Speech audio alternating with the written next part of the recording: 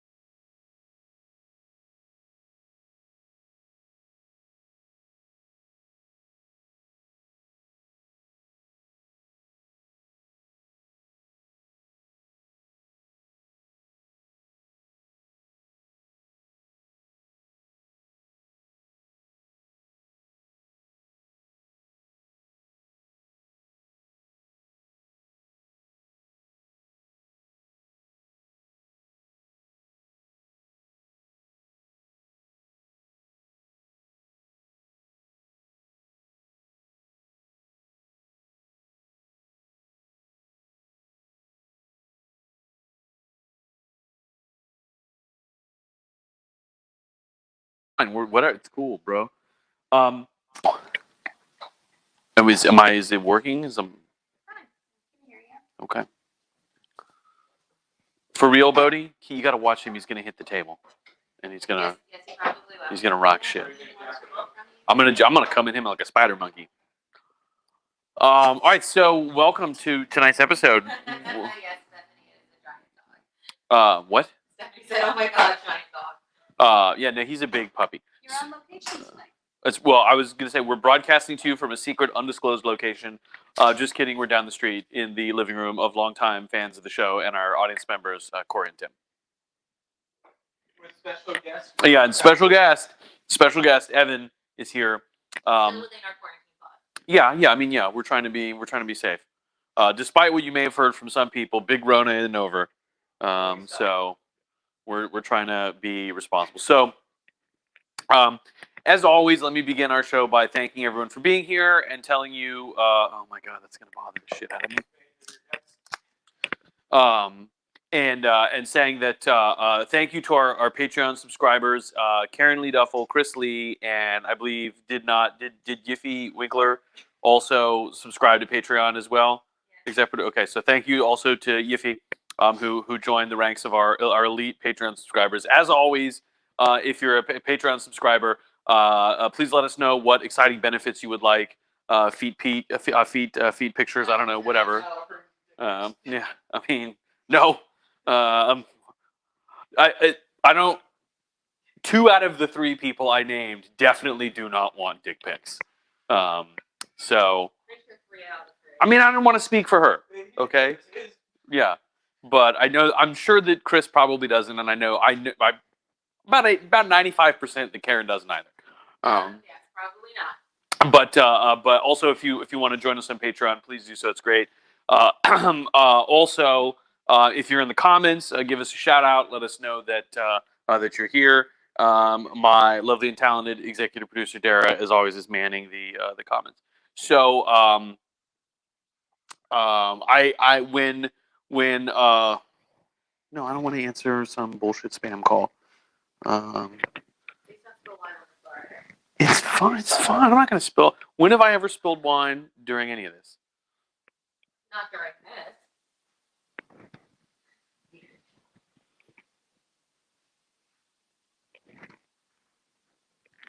Excuse me. So, longtime fan of the show, Evan. I gave him the opportunity to pick a topic, and he failed. I arbitrarily decided to pick Ronald Reagan because I guess that's something I could bullshit about, and I guess it seems sort of relevant today. So we're gonna talk about Ronald Reagan, right? So as always, if you got a topic you want to hear about, let me know, and we'll cover it, or we'll do a variety show like we did last week, 2 weeks ago. I don't know. I said 2 weeks ago. I said 2 weeks. Okay, 2 weeks. Sure. All right. Yeah, because that was Margaret Thatcher and Chernobyl and some shit. All right. And so, anyway, let's talk about Ronald Reagan. Right. So the thing about Ronald Reagan is that he's kind of a hard guy to get your mind around. When you write a biography of Ronald Reagan, you wanna like get in his head and you wanna like understand what makes him tick. And two of his most famous biographers failed totally to do this. Luke Cannon wrote a biography, The Role of a Lifetime, and he basically said, my biography failed because it's just a list of the shit that Reagan did. It doesn't really provide any way to understand like why he doesn't. And he argued maybe it was because Reagan was basically like what you see is what you get. Like he just was the sort of simple, straightforward guy that he appeared to be was not an act. It was just who he was. And he said Reagan is like an actor playing a role, and then when he gets off stage, he's just the same guy. He does not any different. And the other guy who wrote a biography of Reagan, who's worth mentioning, is Edmund Morris, who wrote the biography. He wrote a 3-volume biography of Teddy Roosevelt, which is superb. But he wrote a biography of Reagan called Dutch, and he worked on it for years and years and years. And finally, he emerged from seclusion to reveal that in order to write the biography, he wrote it as a historical novel or a memoir by inventing a fictional character himself who knew Reagan as a child and then later like followed him through his life, because he said, I couldn't think of any other way to tell the story of a guy who fundamentally doesn't have a secret inner life or anything you can kind of grasp. And as you can imagine, people were... The New York Times review of books review of Dutch when it was released is a fairly interesting document in that they just did not know what the fuck to make of a book where the supposedly nonfiction author invented a character and then wrote a novel about him as a way of telling the story of the... Still nonfiction? I mean, it's in that weird gray area because it's kind of like it's based on all facts, right? But he kind of invented a character and then invented incidents where this character met Reagan and then told the story of Reagan's life. It's sort of nuts, right? So what can we say about Reagan? Well, he came, if I remember correctly, he comes from I think it's Indiana, and he grew up in this kind of really sad life. His mother was a Disciples of Christ, deeply religious woman. His father was a town drunk. And it's, that's hard. Reagan's mother was obsessed with her propriety and appearances, as people were in those days. And Reagan's dad would occasionally just go on a bender and then show up passed out in the front lawn. And Reagan, he never talked much about it, but he said, well, you kind of put a smile on your face and drag the guy in the house, right? Put him in bed. And so Reagan went to Eureka College. I want to say in Illinois, maybe Indiana. And then as a young man, he moved out west.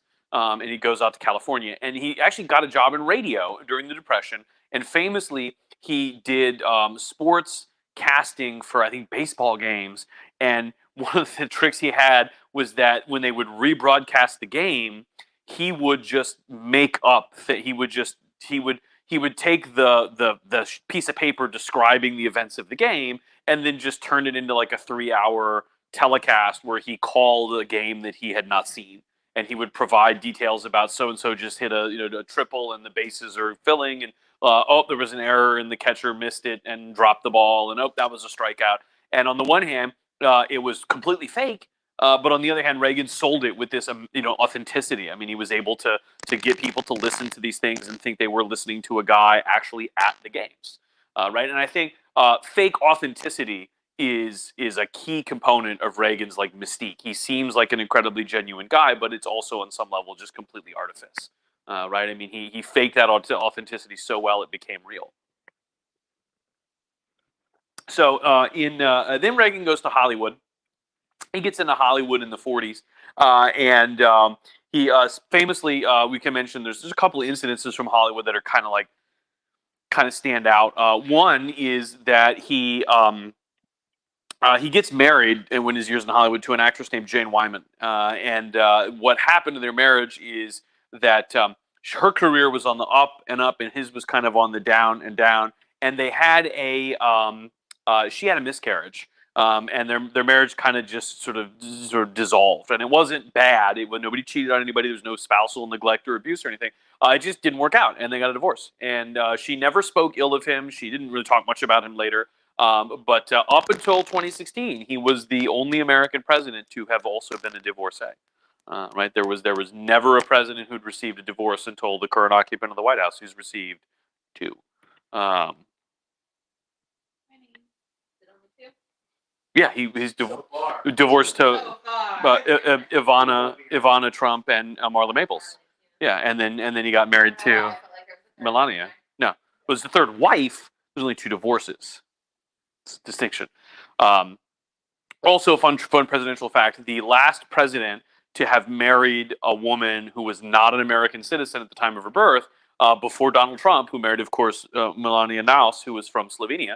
Was John Quincy Adams, whose wife, Louisa Adams, was in fact British. And not from America even, because of course, like technically the first several presidents married women that were not American because they were citizens of the American colonies, right? Like George Washington and stuff. But in fact, Louisa Adams was, John Quincy Adams met her in England, and she married him and came to the States. Totally off track, but after the Revolutionary War, anybody who was born in Britain but remained in the colony or in the now states, were they automatically granted? Yeah, they just kind of. Everybody said if you stayed, you're just a citizen. Yeah, yeah, and it was weird for a hot minute until they eventually defined citizenship. Like after the Civil War, they defined citizenship as being born in America. So like, and of course, it raises questions like, what if you were born in the British colony of Connecticut, and then you became yeah. Well, but if you were born in the Panama Canal Zone, arguably you're American because you were born in a territory subject to the jurisdiction of America at the time of your birth, John McCain. But also John McCain's parents were American, so it doesn't matter. Ted Cruz, technically he was born, I think, in Canada, but if one of his parents is a Canadian, if one of his parents is American, he's American, right? Because there's 3 ways to get American citizenship: be born in America, have American parents, and claim American citizenship, or be naturalized. And being naturalized does not prevent you from being. And the first 2 are better in the sense that there are government offices like the presidency that you can't have if you're not an American from birth, right? Whereas naturalization, you could be like a member of Congress, but you can't be president, right? No, you can have American parents too. That counts too. Like if you did 2 people who are American and they emigrate to Uruguay, but they keep their American citizenship, and they have a kid, then the kid is eligible for American citizenship, even though he's born in Uruguay. But also, because our next door neighbors are from Israel, but technically, their dad is American. He's born in America, and his parents immigrated to Israel when he was like 12 or something. Well, the U.S. and Israel have some interesting. Yeah, because Israel also they give anyone who's a Jew citizenship, whereas like a lot of other, and some countries like Canada will let you have dual citizenship, but some countries don't. Some countries are like, no, if you're going to be an American citizen, you can't be a citizen of this country. Other countries are like, we don't care. Well, Germany is like, you give it up and you're done. If you give up German citizenship, if you want it again, you have to reapply from scratch, and you have to go through the whole process. Yeah, but some countries are like, man, it's fine. You can be a dual. Like America will let you be a dual citizen of most countries, and you can be yeah. Born in Hawaii, you're not an American citizen. Or Puerto Rico. Well, allegedly. But yeah, it's until the Civil War they didn't define that specifically, but it was just kind of assumed that everybody who lived in America was an American citizenship, and there wasn't really an immigration or naturalization process until actually the late 19th century. And so, Crazy flight back to England after the war. yeah, oh yeah, there were a bunch of people who got the fuck out because they had supported the British colonial governments, and they knew that, and the American government in the Treaty of Paris 1783 said that they would not punish loyalists. We called them Tories, and the British called them loyalists. And the British made us promise not to punish people, other than maybe paying a fine or swearing an oath. But of course, The Americans did after the Civil War. It's like, okay, bygones be bygones. yeah, but of course, like we promised that we would not punish anybody, and then as soon as the British got the fuck out, we're like, all right, time to hang some people. Fuck these assholes. No, you and I were talking about that earlier today with Benjamin Franklin's son. Yeah, Franklin's son was a Tory, openly a Tory, and he immigrated. And a lot of loyalists got out of there. And there's a really good book by a woman named Maya Jasanoff called Liberty's Exiles. Because those dudes packed up and went to Canada. Some of them went to like, British colonies in the Caribbean. A bunch of them went back to Britain because they were like, can't stay here. Yeah. And so there's a lot, and we're like, no, we will totally not punish those guys. And when the British were like, right, time to punish some British asshole. But a lot of it was like people got their property seized. People got into legal disputes and found themselves on the wrong side of an angry jury because they had, the advocates were like, well, look, we're just here to decide the property case, but I will point out that the defendant was a member of the Loyalist militia in the Revolution, and it was like, oh shit. And so, what's that? Motion in limine. Yeah. That shit out. And the judge was like, meh, I'll allow it because he's a traitor. So. You can't unhear it. If somebody says Well, it's not that's what allowed, you it's do not stricken. beforehand. Okay, sorry. You would do a motion in limine to prevent certain information coming out that Yeah. is not relevant, that's more prejudicial than. Well, because they prevent a mistrial. That way you can, yeah.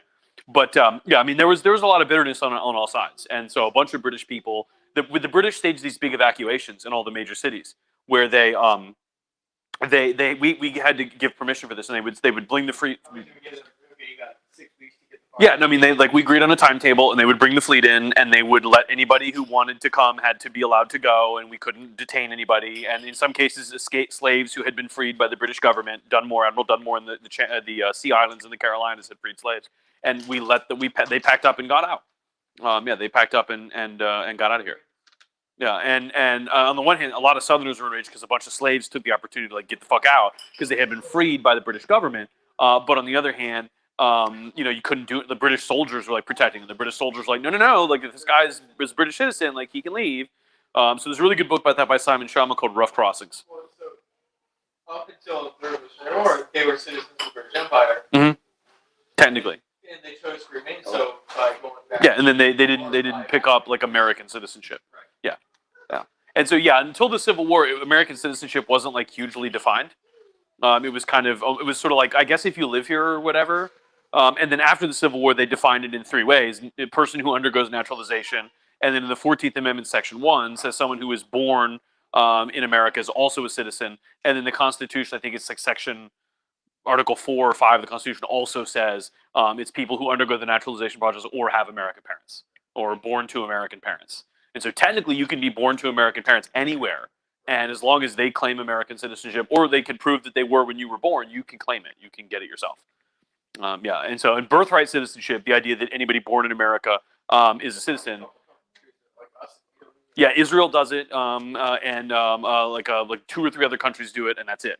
And most countries assume that if you're born in our country, we still would want you to have parents from our country, because a pregnant woman could go on a tourist trip and go to some country. Yeah, but that's and actually the Supreme Court after the Civil War heard a case about, we brought this shit up one time. It was not Yikwo, it was somebody else. Yeah. But they heard a case about a Chinese dude who argued that the 14th Amendment interpreted textually, said that because his parents he was born in America, he was an American citizen, he can't be deported. And the Supreme Court argued that that's not what the 14th Amendment was about. It was about the former slaves. But on the other hand, the narrow interpretation, the plain reading of it indicates that in fact that's what it meant. So this Chinese dude is in fact totally an American citizen. He's American. Sorry, you're escaping. Maybe let Bodie out. Yeah. All right, first give me some of them s'mores. Give me some of them s'mores. I'm coming for you. I mean, yeah, but I can't eat a whole fucking cookie. That's wild. You told me I could have some of these. You absolutely can. You did the dishes. That's as close as you're getting. 4 pieces of s'mores. Sarah! The bag. Just knock it out of the way. I don't even. You gonna show me some ankle or something or? Damn. Or she's gonna. Damn, she's gonna make love to that cookie in front of me. You don't like the s'mores cookies? They were weirdly Okay, so Ronald Reagan. This But yeah, so we're supposed to be talking about Ronald Reagan. Look, I'm having a shot. Okay. is continue on that. Yeah, I mean, there's a bunch of law about that. Yeah. It's not gonna jump. There's a record back there. Ah, son of a bitch. It's okay. Can't stop it. I mean, try and finish that tonight so that I can make fresh ones. There's like one shot of it left. I'm sorry, viewers. There's some wild times happening in here. I had to get some s'mores action. Corey's sitting here eating these little s'mores trail mix things. It has to go this weekend. No. I think we still have some, and I put it in the back because I would just sit there and eat it. Because it's. She never did a cross being like, oh yeah, that. No, it's good. Yeah, no, I mean, it's got my seal of approval. And those s'mores cookies, is that this are from Publix? Fucking good cookies. No, I'm good. All right, so anyway, Reagan has a kid with Jane Wyman. I'm feeling it now. I'm feeling it's getting wild now. And the second other thing we can mention, by the way, about Reagan in Hollywood is actually for a while he's the head of the Screen Actors Guild. He is the only American president to have served as one of the managers of a labor union. He was the head of the Screen Actors Guild. There were a couple of guilds at that time, but the Screen Actors Guild was sort of becoming the more dominant of the guilds. And we should mention, by the way, during the Red Scare in the late 40s, when we were worried about commies in the film industry, Ronald, in his memoir, he wrote a memoir, he reported that some nice men in suits came to talk to him and asked if he had any dangerous people in the union. And he said that he didn't know of anybody, but if he did, he would be sure to tell the government. And it was this very anodyne, paragraph. But when you read it, you realize that Reagan, to the FBI, agreed to report subversives in his union, a huge violation of the ethics of a person running a union. And he didn't. He sort of blithely was like, "Well, I mean, if we had any bad guys, I was going to make sure to not, not let that go or whatever, right?" And so, anyway, it's around this time, by the way, he meets Nancy Davis, who is his future second wife. And Nancy Davis actually came into the SAG offices because she herself was a bit player as an actress, and there was another Nancy Davis in the SAG who was actually a communist. And Nancy Davis, future Nancy Reagan, came in to be sure that she wasn't going to get confused with that lady. And Reagan was like, "Oh no, we know that you're Nancy Davis 2, who lives on 123 Elm Street, and this is Nancy Davis 1, who lives on 234 Oak Street or whatever. We know that you guys are different. And if the government you get trouble or something, we would definitely clarify that the bad Nancy Davis is this person and the good Nancy Davis is you." And they didn't meet again for years, but that's how they met. Right, and so the other thing we can mention about Reagan's time in Hollywood, he did okay. He was in a couple movies with Errol Flynn. There was a couple westerns. He did a couple. There was a famous movie he did, I want to say, in the 50s towards the end of his career, Bedtime for Bonzo, which was about a chimpanzee. Well, I forget who said never do movies with kids or animals, but they were probably was Groucho Marx. They're probably right. And for years when I was a kid, my parents would send me to bed by saying it's bedtime for Bonzo. And it wasn't until I read a biography of Ronald Reagan I found out what the fuck that meant. And so, but that's what it meant. Eat that cookie. It's a good cookie. Yeah. It's a s'mores cookie. Eat the s'mores cookie. I'm going to take it away and I'm going to eat it if you don't eat it. Okay, eat it fast. Just, all right. So the other thing you mentioned about Reagan, by the way, is during the war, Reagan made propaganda movies. And so it's interesting. When Reagan becomes president, they call him the Teflon president. Nothing sticks to him. Nothing sticks to him, right? And in a way, it was. For a lot of guys, what they did in the war was a big defining thing. And we talked about Johnson, who went over to, he inspected airfields and also hookers' tits in Southern California during the war.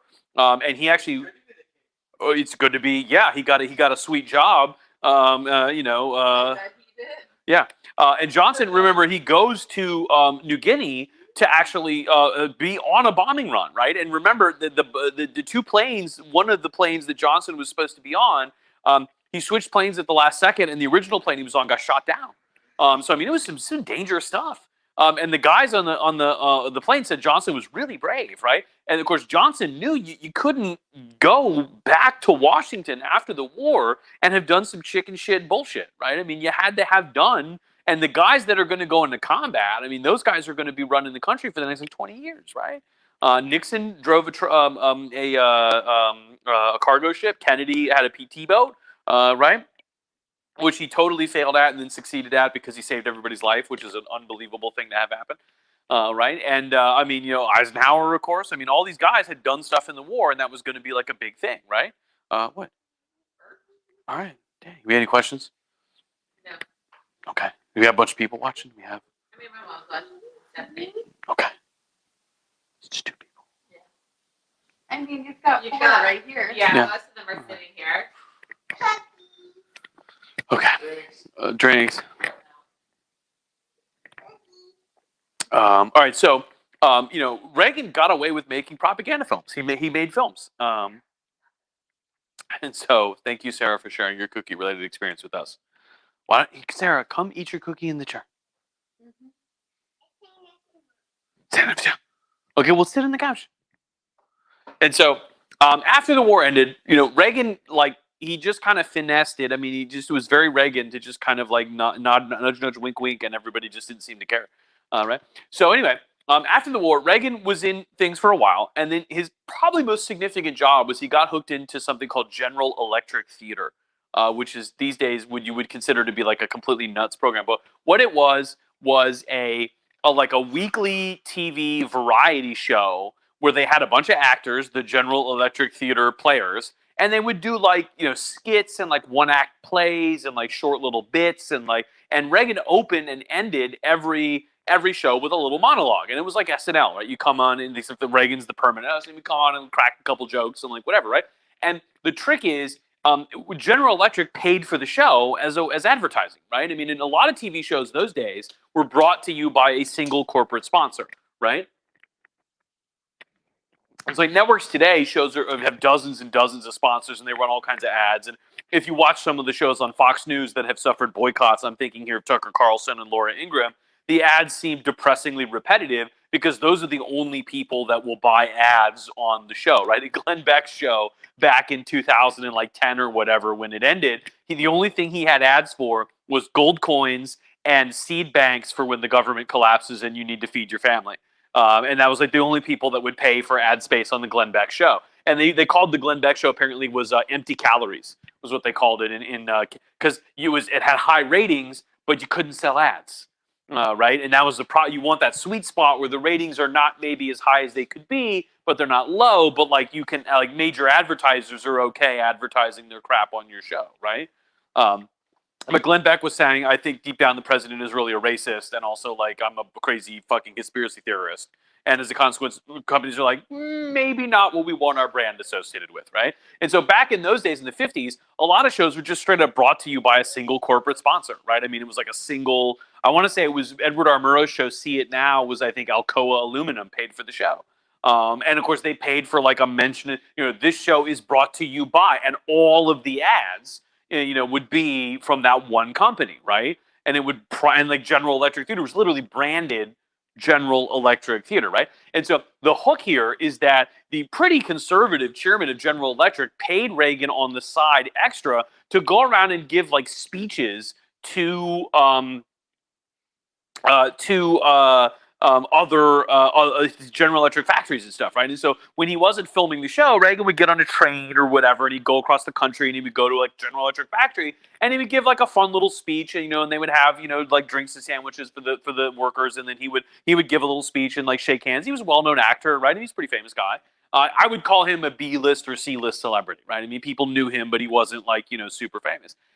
And Reagan developed during this period a pretty strong streak of conservatism, right? It was a pretty big streak of conservatism. He read I want to say it was Henry Hazlitt's Economics in One Lesson, which is a sort of cornerstone of popular conservative macroeconomic thinking, and he really liked it. And I think he also read, I don't think he read von Mises. I think he read some other book about von Mises, right? And so Reagan had been a New Dealer in the 30s, but by the 50s, he had begun to sort of, be a little bit more conservative.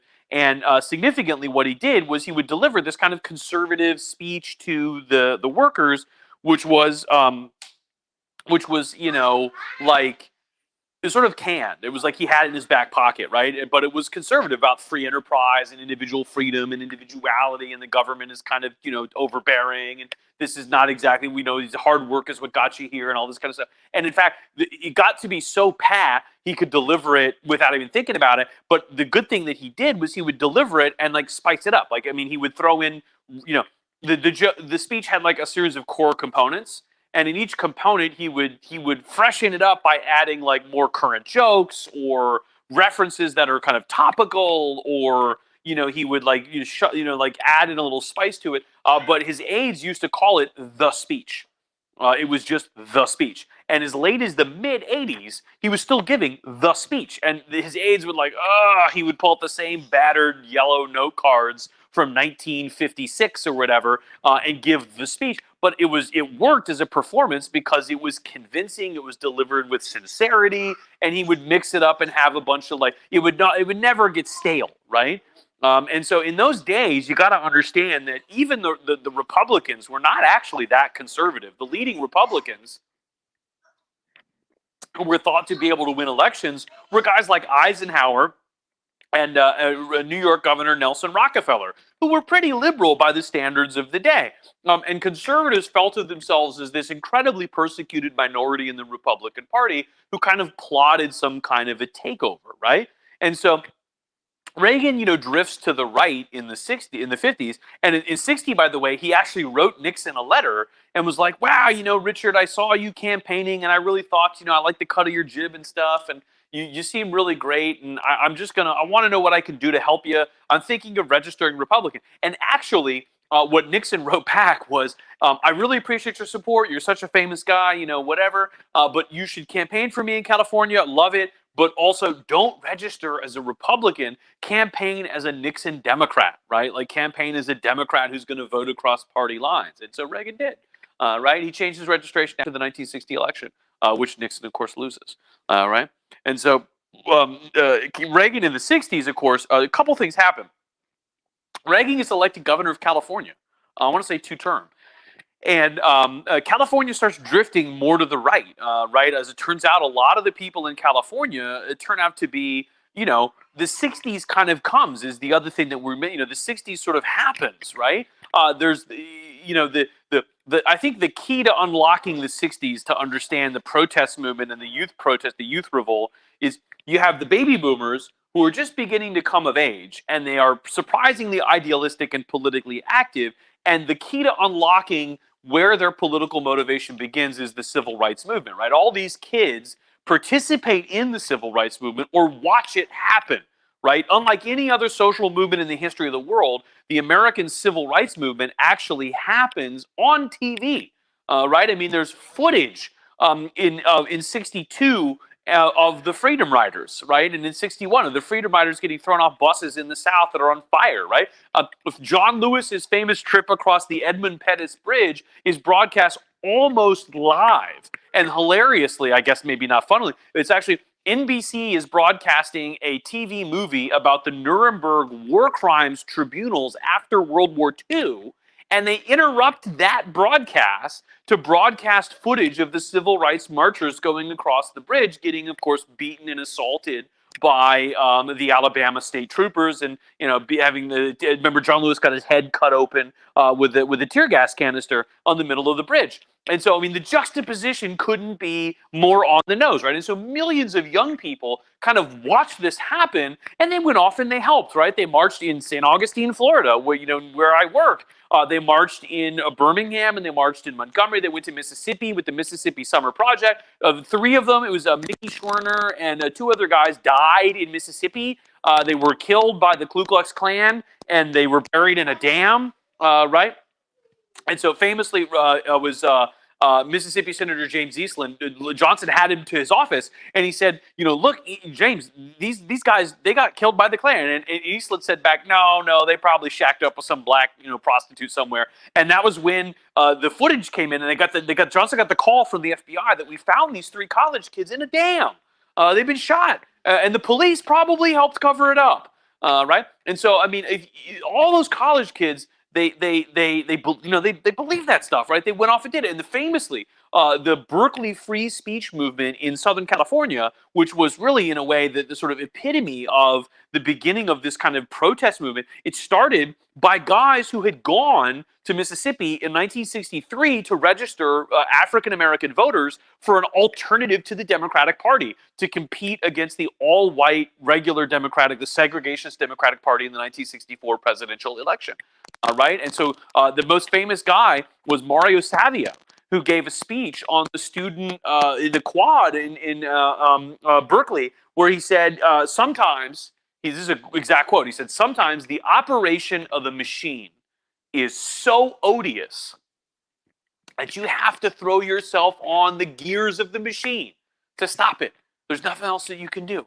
And that began this sort of protest against the Vietnam War, the civil, the segregation, the military-industrial complex, which sort of evolved into this kind of critique against everything, right? Politics as usual, the two-party system, capitalism, the sort of traditional morality of the country. It sort of attacked it, kind of everything, right? And by the way, if you like sci-fi, the old, it's old now, the remake of Battlestar Galactica from a few years ago, there's a scene in season 2, I think, where one of the main characters, Chief Tyrol, actually gives a speech where he's trying to urge people to resist this kind of government that the humans have set up, making peace with the robot Cylons. And he quotes exactly from Mario Savio's speech. And they actually approached his widow, and they asked her if it would be okay if they used his speech. And they showed her the script, and she was like, oh my God, yeah, like that's exactly what he stood for, so you should totally quote him. And they did. And the guy that played Chief Tyrol actually quoted, it was a great performance. He really channeled Savio's kind of, like you got to do the right thing sometimes, even if it's hard to do, right? And so, it started with the civil rights movement, and of course, then it hit the Vietnam War, and then it kind of just was like, you can't just criticize one thing. You got to criticize everything that's bad, right? And so Reagan comes along as governor of California right at this time, right? I mean, this is when he's becoming the governor. This is when he's doing this, right? And he channels the kind of opposite energy, right? I mean, he channels the kind of opposite stuff where instead he sort of, you see all these middle class people who work their whole lives to own their own homes, and they grew up in the Depression, and they have this unimaginable prosperity, which they think is like, well, we worked hard and we suffered a lot and we fought in the war and we did the right thing, and we paid our taxes, and we have the richest country in the world with all of this freedom, and these kids can't seem to do anything other than find fault with it, right? And it doesn't seem so bad, right? And of course, it's easy to dismiss those people. I mean, it was a bunch of straight white dudes, right? Of course, they don't have problems, right? But I mean, a lot of these people had started desperately poor people who had, GIs who'd gone off and, got shot at by the Nazis, and they came home and they busted their ass and they saved up and bought a house, right? And they looked around at the college kids. Oh, these are a bunch of rich college kids that don't have anything better to do than protest in the streets. And Reagan sort of channeled that energy. He sort of realized that was an incredibly potent force, right? And famously, when there were protests in Berkeley, he said what did he say? He said the protesters. He said they have long hair like Jane. They dress like Tarzan, and they smell like Cheetah. Which is like boom, right? Reagan. Nobody was better with a one-liner in politics than Ronald Reagan, no question. He was the master, right? And he said I'd like to harness all that useful energy with the strap, right? I mean, we could put those kids to work and maybe they pave some roads or whatever, right? That went over well. Yeah, well, I mean, it didn't go over well with the kids, but it went over well with the people who were pissed about seeing these kids protest all the goddamn time. Yeah, I mean, I get it. It's hard. You were a GI. You got drafted. You went over there and shot fucking Nazis, right? These young kids, they get drafted. They burn the draft card. They don't want to go defend the country that you defend. And, of course, it's like, well, the Nazis aren't exactly the same as a bunch of illiterate peasants from fucking Vietnam, right? I mean, we talked about that, right?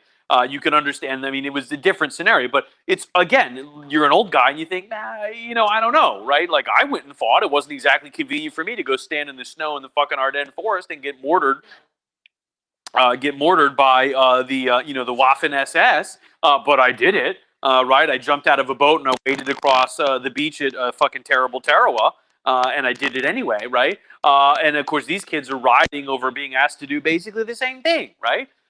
And so Reagan sort of channeled that, and by the way, we should mention a couple things. Reagan signed a hell of a abortion law as governor of California. And again, he waffled it. Years later, when he would run as a conservative presidential candidate, he was like, well, like, blah, blah, blah, and big smile, and it just sort of vanished. It was just like, poof, no big deal, right? Which is amazing, because today, if Reagan were to run as a presidential candidate today, of course, people, pro-life people would point out, this guy signed an abortion law into law that was pretty liberal, right? And of course, the smart tactic would have been if Reagan said, well, the legislature passed it. If I vetoed it, they were just going to override. Maybe, like, why waste everybody's time? Okay, so question. Yeah. Yesterday, I was driving, and I was behind a car that was clearly a pro-life Sure. car. And there was a quote, supposedly Ronald Reagan, that everyone who agrees with abortion has been born. I'm pretty sure he said that. Right. So then I'm pretty sure he said had a liberal law. I mean, he signed. Well, as it turned out, he kind of reinvented himself as probably more pro-life than he was originally. But the genius of Reagan was that when he reinvented himself as pro-life, he had always been pro-life, right? It was. Well, I just always felt that way, or whatever, right? Pro-birth. I mean, yeah, They're pro-birth. pro-birth, yeah. But I think the other thing about Reagan you have to understand is that he was an actor. He was one of those people who may not have been the best actor, but he loved it. He liked the idea of doing it. He got to play a part. And what his biographers say about him, what his friends said about him, was that he played the part so well that he became the part. That was who he was, and he was really good at playing it. And he probably played the part so long he didn't even realize that was what he was doing, right? And the best example I can give you is he would come up with these stories, and he would be like, let me tell you a story, guys. And his aides would be like, oh, fuck. But he would have some story that was totally false. So there's this guy, and he cheats on his taxes, and he gets welfare, and he gets all welfare, and he scams the government, and he's super rich. And his aides are like, that's not true. But, for Reagan, the fact that the story felt true and it proved his point and it was like a good joke and it had people laughing and it made the emotional connection, it was good enough. Very familiar. Yeah, it's completely bullshit, right? I mean, there's true and there's false. And Reagan routinely trafficked in falsehoods, right? But he did it so well. And it was one of the things where the most convincing lie is a lie that you believe. Right, that when you tell the lie, you believe it so much that your truth, your faith in it, sells that lie. That's what Reagan did, and so you can definitely criticize the guy for peddling a line of bullshit, but he did it. Tell them a lie until the propaganda becomes the truth. Yeah, you tell it long enough, and everybody believes it. You believe it, and that's the thing is if you believe it, well, you'll sell it 100%, right? And If you believe it, you'll pass the polygraph. boom, and so he did it. And that's the thing is he would have these folksy stories, right? So I'm sure in later years, if you asked Reagan, he'd be like, well, look, let me just tell you what I think about abortion. Everybody in the world who's got an opinion about abortion has already been born. It's like, boom. But the fact that he signed a pretty liberal abortion law in the 60s in California was like, don't even worry about it, right? It's just gone. We don't even remember it, right? Would you even be a Republican? Oh, probably not. I mean, the real killer for Reagan is that he was conservative on some things, like policy issues that the Republicans like today, but he was pretty liberal and moderate on the social issues. I mean, after all, he was from Southern California, right? I mean, you're not going to, he was not as conservative on some things. And I think the problem is today Reagan would fail the purity tests, right? I mean, he would have too many skeletons that would come out of his closet. Right, but in the days when Reagan ran, it wasn't as much of a big deal, and he was able to. It was harder to just Google somebody. Yeah, you can't, and you can't just run attack ads and stuff, And Reagan was good about sort of finessing those quirks. a funny story. He signed a gun control law into the law in California. The Black Panthers did a march in front of the Capitol in Sacramento, and you gotta love the Black Panthers, Bobby Seale and Huey Newton, right? They went to the library and they did their research and they got a copy of California's gun laws and they followed them to the letter. So they walk up in front of Sacramento holding the 12 gauge shotguns, and the cops are like, "Oh, excuse me, there's no gun," and they're like, "Well, actually, California statute, 312, paragraph 2, section 5, sentence 1 says that the possession of a firearm that is unloaded but publicly visible is allowed on public property." And the California, state police is like, and they're like, shit, because you can't, here's a bunch of black dudes with shotguns walking around, and you can't do anything about it, right? And so, funny story, California passed pretty serious gun control laws about 15 minutes after that happened, right? And so, but the Black Panthers, again, they did their research. They went out and they went to the library and they looked up state law and they followed it, right? And so, again, as to longtime friend of the show Evan's point, Reagan today would be denounced by the NRA for being on the record as supporting gun control legislation, right? Maybe not later when he was president, but whatever. Was he shot? And we'll get there. I know. Yeah, we're gonna talk about Taxi Driver and fucking what's her name? Jodie Foster. Yeah, and John Hinckley. You're right there. Well, I'm good. You feel like you're spending a lot of time focused on Pouring my wine. pouring that wine. Yeah, pouring that wine. I'm gonna have a shot in a minute. Tiki Michelangelo's calling my name. Not the best of the Ninja Turtles, but False. he's not. I mean, he's not Raphael, but he is also not Leonardo or Donatello. I would have also accepted Tiki Shredder, also Tiki Splinter. I like Tiki Splinter. One does. Tiki Krang, I would pay actual cash for Tiki Krang. Fucking Krang. What, you love Krang. Shredder. Bebop and Rocksteady are all right. All right, pretty solid. Named straight out of the 80s. So yeah, I'm going to be honest. I think my favorite Teenage Mutant Ninja Turtles character was Krang, because Krang was awesome. He was the little brain Shredder. He was the best, right? And he was in the comics. There was a whole bunch of dudes who were Krangs. It wasn't just they turned in the TV show. They turned him into one bad guy. But it was a bunch of dudes who worked for a company called TCRI, and they had fake human robot bodies. And then Teenage Mutant Ninja Turtles saw them with their skin off, and it was like a little brain controlling a robot. That was good stuff. Eastman and Laird, man. Eastman and Laird comics back in the day, mid '80s. Chris wants to do a shout out to Josh because it's his birthday today. Oh, it's Chris. Yes, Chris. Yeah, shout out to my longtime friend and a super great guy, Joshu Reynolds. Joshu just got married to his longtime girlfriend, Janelle. They're just super great people. Love him. He's a great dude. Happy birthday, Joshu. It was his birthday today. We got to say what's up. Joshu, I hope he's having a good night tonight. I hope he's at the tavern having a good time. In so much as you are able to do so. Yeah. Good times. Good times. I mean, I should have mentioned that's good, Josh. Yeah. Hopefully he'll go back and watch this too if he's not watching now. But yeah, what else can you say about Reagan in the 60s? Well, I mean, he embodies that kind of what Nixon, he called it the silent majority. Like a lot of Americans who might have sympathized with the aims of the protesters, but were kind of horrified by their tactics, right? We're just kind of like, what's going on here? And at the same time, the Republican Party undergoes this seismic shift, right? In the 1964 convention, we've talked about this. The Republican convention, they meet in the Cow Palace, which is a for real building in San Francisco built by the New Deal. And Nelson Rockefeller rolls up, honestly, like Hillary Clinton 2016. And she's like, this is my shit. I've been here for a while. I punched my ticket. I paid my dues. Give me the fucking nomination. I'm going to walk away with the presidency. These people voted for Eisenhower. They're going to vote for me. And Rockefeller gets his shit wrecked. I mean, he just gets owned. The conservatives stage a coup. That they take over the Republican Party. There's a great scene where they're just shouting. The Barry Goldwater partisans are just shouting, and Rockefeller gets up on the stage, and they just explode. It's just this wave of hatred rolls across the building. And the building is 150 degrees. The Klieg lights are on. All the equipment is radiating heat. Everybody's passing out, and they're just committed. They're there. They're just not going to give up, right? And they win, right? And then Goldwater gets up on the stage and he says, "Extremism in defense of liberty is no vice, and moderation is no virtue." And the fucking house blows down. I mean, he brought down the house, right? And Reagan, George Will, I don't like George Will. I think he's a son of a bitch. right? And frankly, George Will, nobody gives a shit about baseball. Just shut the fuck up about it, right? But having said that, Will, I think, said, I want to say it was Will, he said the smartest thing, he said, Barry Goldwater ran in 1964, but he didn't get elected until 1980.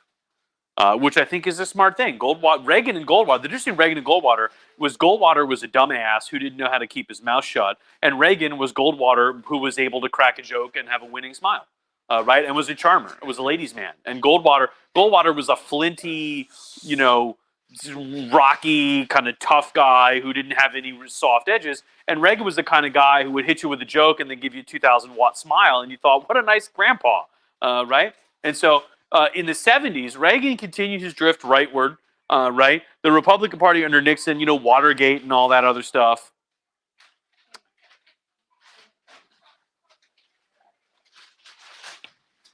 We're having some YouTube Kids action in the background. I'm going to die and I'm going to go to hell. And the devil's going to be like, hell is real, and all there is to do is listen to YouTube Kids for the rest of eternity. I told you what I hear in my head when we go to bed now. What's that? Jack Hartman. I will never get past the Puppy Dog Pals theme. Do do do do do do do do bark bark bark. Yeah, no, it's the worst. And you can't. You're lying in bed. You're trying to think about anything else, and it's bark bark bark bark. Bark. Yeah. And so Reagan runs in 1976 for the presidency, and in Kansas City they have the convention. He calls it the shooting gallery, and he loses to Ford. But arguably fatally weakens Ford. I mean, not like Ford was a strong candidate anyway, pardoning fucking Nixon. And so Reagan loses, right? So that's it. By the way, in Kansas City, Reagan coined the 11th commandment, which was thou shalt not speak ill of a fellow Republican. Which, of course, Reagan violated the shit out of it all the time. But anytime someone said something about him, he would just play I would never say anything about my opponent because thou shalt not speak ill of a fellow Republican. And so by 1980, Reagan is sort of, Carter. I think Carter had a bad hand as president, and he played it badly. Right? Carter was not a strong president, and also he had a very serious situation. And on top of that, Carter brought on all these other aides who were supposed to be these guys, Stuart Eisenstadt and fucking Zbigniew Brzezinski and stuff. If you watch MSNBC, Mika Brzezinski, this was her dad, who was Carter's Secretary of State.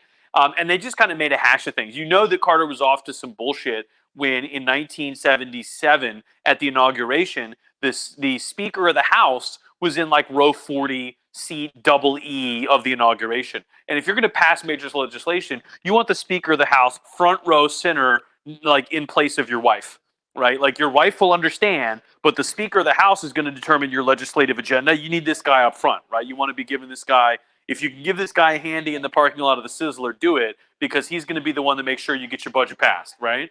And Carter was just like, I don't do politics. So they put Tip O'Neill or whoever the fuck it was in the back in the corner. And the political observers were like, this dead on arrival. I mean, like, what the hell is Carter going to be doing with the guy? The guy doesn't do politics, except nobody gets elected promising politics as usual. But there's a reason politics as usual is politics as usual. It's the way shit gets done, right? So by 80, everybody kind of knew that something was brewing, right? And Reagan mounts a really strong challenge to Carter. And the primaries are wild times. In the Democratic primary, Massachusetts Senator Ted Kennedy, if you say Ted Kennedy's name, you have to take a drink. It's a rule. With two hands. Mm-hmm. Whatever, Chappaquiddick, baby. I wasn't drunk when the car went in the water, or when I swam out, or when I left Mary Jo Kopechne to die, or when I walked home, or when I took a shower, or when I called the cops, or when I drove back later and whoops, she was dead. And so, we've come a long way from Joe Jr., who died trying to blow up Peenemünde and stop German rocket attacks on London in 1944, for Christ's sakes. And so, having said that, About the Kennedys right now. yeah, that's Kennedy's. That's Ted Kennedy's. That's his oldest brother, Joe Jr., who was supposed to be president, but he died in 1944 because he was towing a glider full of bombs that were going to drop on a German rocket factory, and it malfunctioned, and he got shot down. And then, of course, the second Kennedy brother is Jack Kennedy, who gets shot in Dallas. And then the third one is Bobby Kennedy, who gets shot in California. And then the fourth one is Jack Kennedy. So, we've come a long way. Ted Kennedy. It's fun. he mounts a challenge to Carter at the primaries, and it's a strong challenge. He goes all the way to the convention and gets defeated, but again, maybe weakening Carter fatally, right? Reagan himself goes to the convention, and there's this weird. He's looking for a running mate. Right? He doesn't quite know who he's going for. The Republican Party is reinventing itself as a really conservative party. The establishment is bad. We don't know. And then there's this weird flirtation in 1980 with a Ford vice presidency. The former president would be Reagan's vice president, right? And they like it. Like, I have a lot of books about Reagan, and they devote chapters and chapters to the completely bullshit negotiations that both parties go through. And you want to take book Reagan aside and be like, look, you're not gonna fucking agree to have the former president be your vice president, because he'd act like he's the fucking president, right? I mean, like, he'd want to call it, and you're gonna go to Ford and be like, look, you're fucking stupid, but B, you're not gonna want to be the vice president. You were already the president, right? You were the Speaker of the House and the president. You're gonna take a demotion, and that's eventually what finally happens. Ford sort of lays his cards on the table and is like, I kind of expected there would be like a co-presidency, and Reagan's like, no sane person would agree to run for president and only get part of the job, right? Who would vote for that? Who would? And so, and so they vote for the former director of the CIA, George H.W. Bush, right? And so ambassador to China, director of the CIA, congressman. Yeah, no, I don't know if he was. I think might be confusing. He's head of the CIA though. Yeah. No, he puked in the Japanese ambassador's lab. Yeah. Thank you, Simpsons, educating people for a long time, for 30 years at this point. Yeah, he was head of the CIA when in one of its periods when it was up to some shit. Let's say that's what they were doing. It's assassinating some people and trafficking drugs and, whatever. Nicaragua, I don't even know, whatever. Iran. Yeah, we'll get there. Maybe, I don't know. It's been a while. Unofficial ambassador. Yeah, so he did some negotiating for us in China. All right, I remembered that. I read if you want to know about Reagan, by the way, some solid books to read. You can read. No, I mean, I liked Dutch because I like Edmund Morris, but it's not the first book I would recommend. H.W. Brands teaches at UT Austin, has written 6 biographies that cover American history. He wrote Franklin, Jackson, Grant, both Roosevelts, and Reagan, and they're all excellent. He got nominated for the Pulitzer for a bunch of them. And he's otherwise is an excellent author. And also the best study of the rise of Reagan, you can read Rick Perlstein's an excellent 4-book series. It's Before the Storm, Barry Goldwater, and the Unmaking of the American Consensus. And you can read Nixon Land, The Rise of a President, The Breaking of a Nation, The Invisible Bridge, and then Reagan Land. Which culminates this sort of quadrilogy of excellent books, which is Reagan Land is about how Reagan came and sort of picked up the pieces and sort of swept into power, right? And that's maybe the best book about Reagan that you could read. And I'm sad now because he published it and he said the series is done, and I'm like, well, yeah, but now I don't have another Rick Perlstein book to look forward to. What the hell? So, having said that, Reagan comes. Yeah. H.W. Bush was the ambassador to China, and apparently he was also a vice president. Yeah. Okay. Are you Yeah. listening at all? Yeah. He's 17. This is. He's right. Yeah, so he's right. Yeah, this is. Yeah, he was. Yeah. Yeah. No, he's. Yeah. Well. I thought he was talking as president. Okay. No. No, but yeah, he did do some more for us in China. I thought that was true, right? We should mention George W. Bush, in a way, was kind of a shitty politician, but on the way also was actually kind of like a decent dude. Because my favorite story about George W. Bush, he was the youngest pilot in the U.S. Navy in World War II, and his aides would always put that in his stump speeches because he ran for president in '80 and it fizzled, so which is why he ended up in running for VP. And of course, he runs in '88, '92, and he would always take it out. And they were like, hey, George, like this is a good one-liner. Like you should. And he was like, look, if you were the youngest pilot in the Navy in World War II, that's not the kind of shit you brag about. That's not like a thing that you like wave around, right? And that, honestly, to be personal for a moment, that's the kind of patriotism that I think is real patriot. The guy who would do something for his country, like serve this country in World War II, but not brag about it. Not be like, that's just a thing I did. I don't want to like wear it on my sleeve. It's not like a flag pin or saying the pledge in public. Like it's a private thing that I did. That everybody, a lot of people did it, It's just it's a thing that I did. I'm not gonna it's not a thing I did to get points. Well, and also came together and raised a lot of money for this relief. Yeah. And George W. Bush was like, look, if I can help people and if you think that I could go on TV after I lost the presidency and raise money for a good cause, why wouldn't I do that? Of course I would do that, right? And so honestly, personal opinion, I think that George H.W. Bush was the last, maybe, Obama was pretty good, but I think George H.W. Bush was actually a really decent man. Yeah. So apparently he loved Dana Carvey's first Yeah. with him. Yeah. And after he lost the election, he had Dana Carvey come to the White House to just lighten the mood in the place. Yep. Make the staff feel better. And Dana Carvey was terrified that he he was like, I can't go meet the guy, I've insulted him for 4 years. And George W. Bush was they came in and Carvey did the and Dana Carvey was really? Because some people, and he was like, no, I thought it's great. Come on. And he filmed some stuff in the Oval Office. Former head of the CIA, it's okay to be a little intimidated. Yeah. He knows things. Yeah. But yeah, Dana Carvey apparently he would watch it. He would tune in and watch it and laugh. And that was the beginning of in a way because they don't think they had a guy who did Reagan on the regular. Because Chevy Chase, of course, got famous being Ford because Ford goes off Air Force One and falls. Yeah, I think so. Yeah, and so Chevy Chase and Ford fell, and so they had a skit, and all they said, and now a message from the President of the United States, and then it's Chevy Chase, and he walks out, and he nods, and everybody was they knew it was hilarious, right? But I don't think they had a guy that did Reagan on the regular because it's it was hard to do an impression of a guy who himself was sort of already doing an impression of a person in his mind, right? But Carvey routinely did H.W. Bush, and not gonna do it.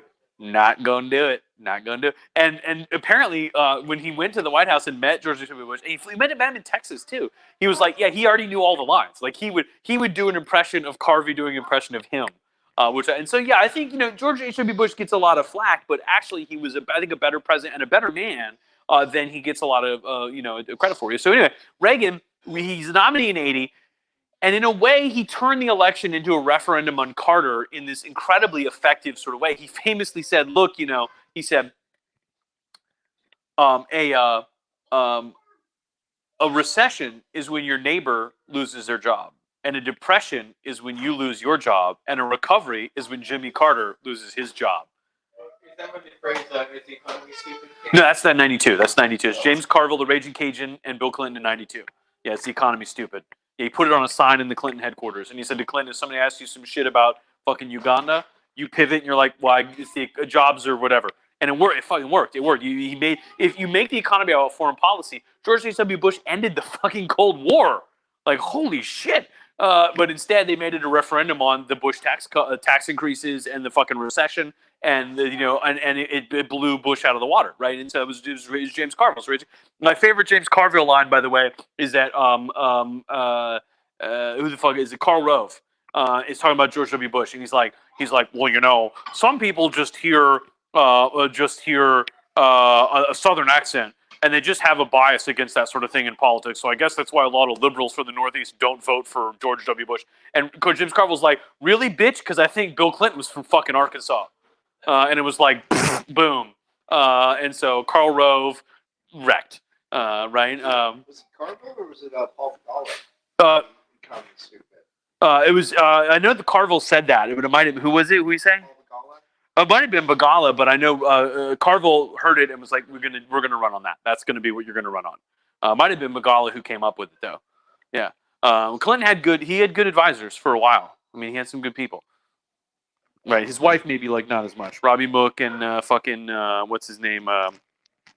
Podesta was Robbie Mook and Podesta are not, for example, James Carville, the Raging Cajun, right? So Theresa May, who had Nick Timothy and Fiona Hill, who basically torpedoed her prime ministership of the UK. So I got books about that shit. Drinks. The best, if you're interested in British politics, man, the best books about British politics in recent years are by a guy named Tim Shipman, and it's All Out War and something else. And he's got a third one coming out, which I'm going to buy from Amazon.co.uk the minute it drops. But they're these great sort of soap opera tabloid stories about the fucking crazy Brexit vote and like all the nonsense and Boris Johnson and Theresa May and all this crazy shit. And there's a bunch of stuff about Nick Timothy and Fiona Hill who successfully ensured that Theresa May would be the worst British premier because they're fucking stupid. I mean, at this point, yeah.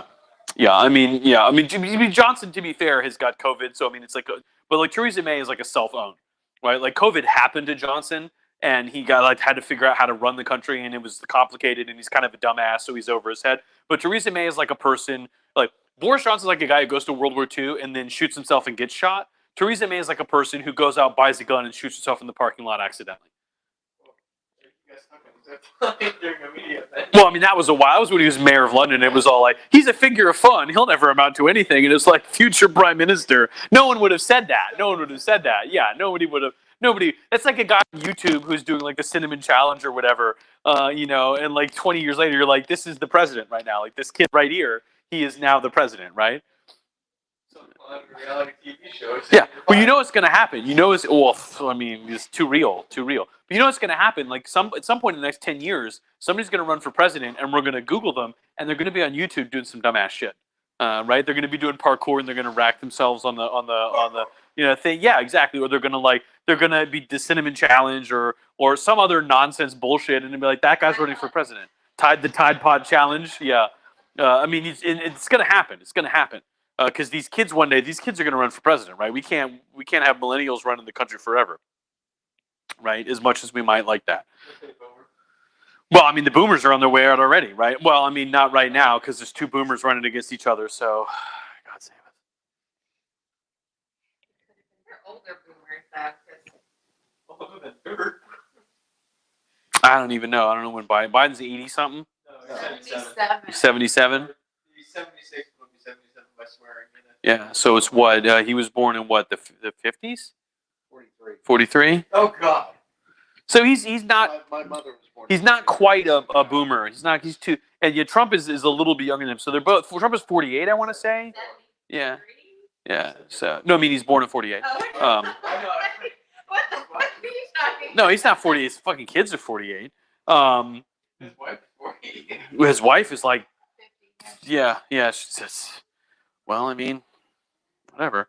Yeah, I mean, neither. How old is Kamala Harris? Isn't that old, right? I mean, she's. No, I think she's like 51. Yeah, so I mean, she's a baby boomer. She's a baby boomer, right? So I mean, She might be Gen X then. maybe wild. 'Cause I'm Gen Yeah. X. Yeah, I don't even know.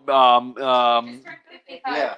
Yeah, Mike Pence. I don't know how Mike Pence was thawed out of a glacier from the fucking Bronze Age in 1965 or whatever. So I don't know.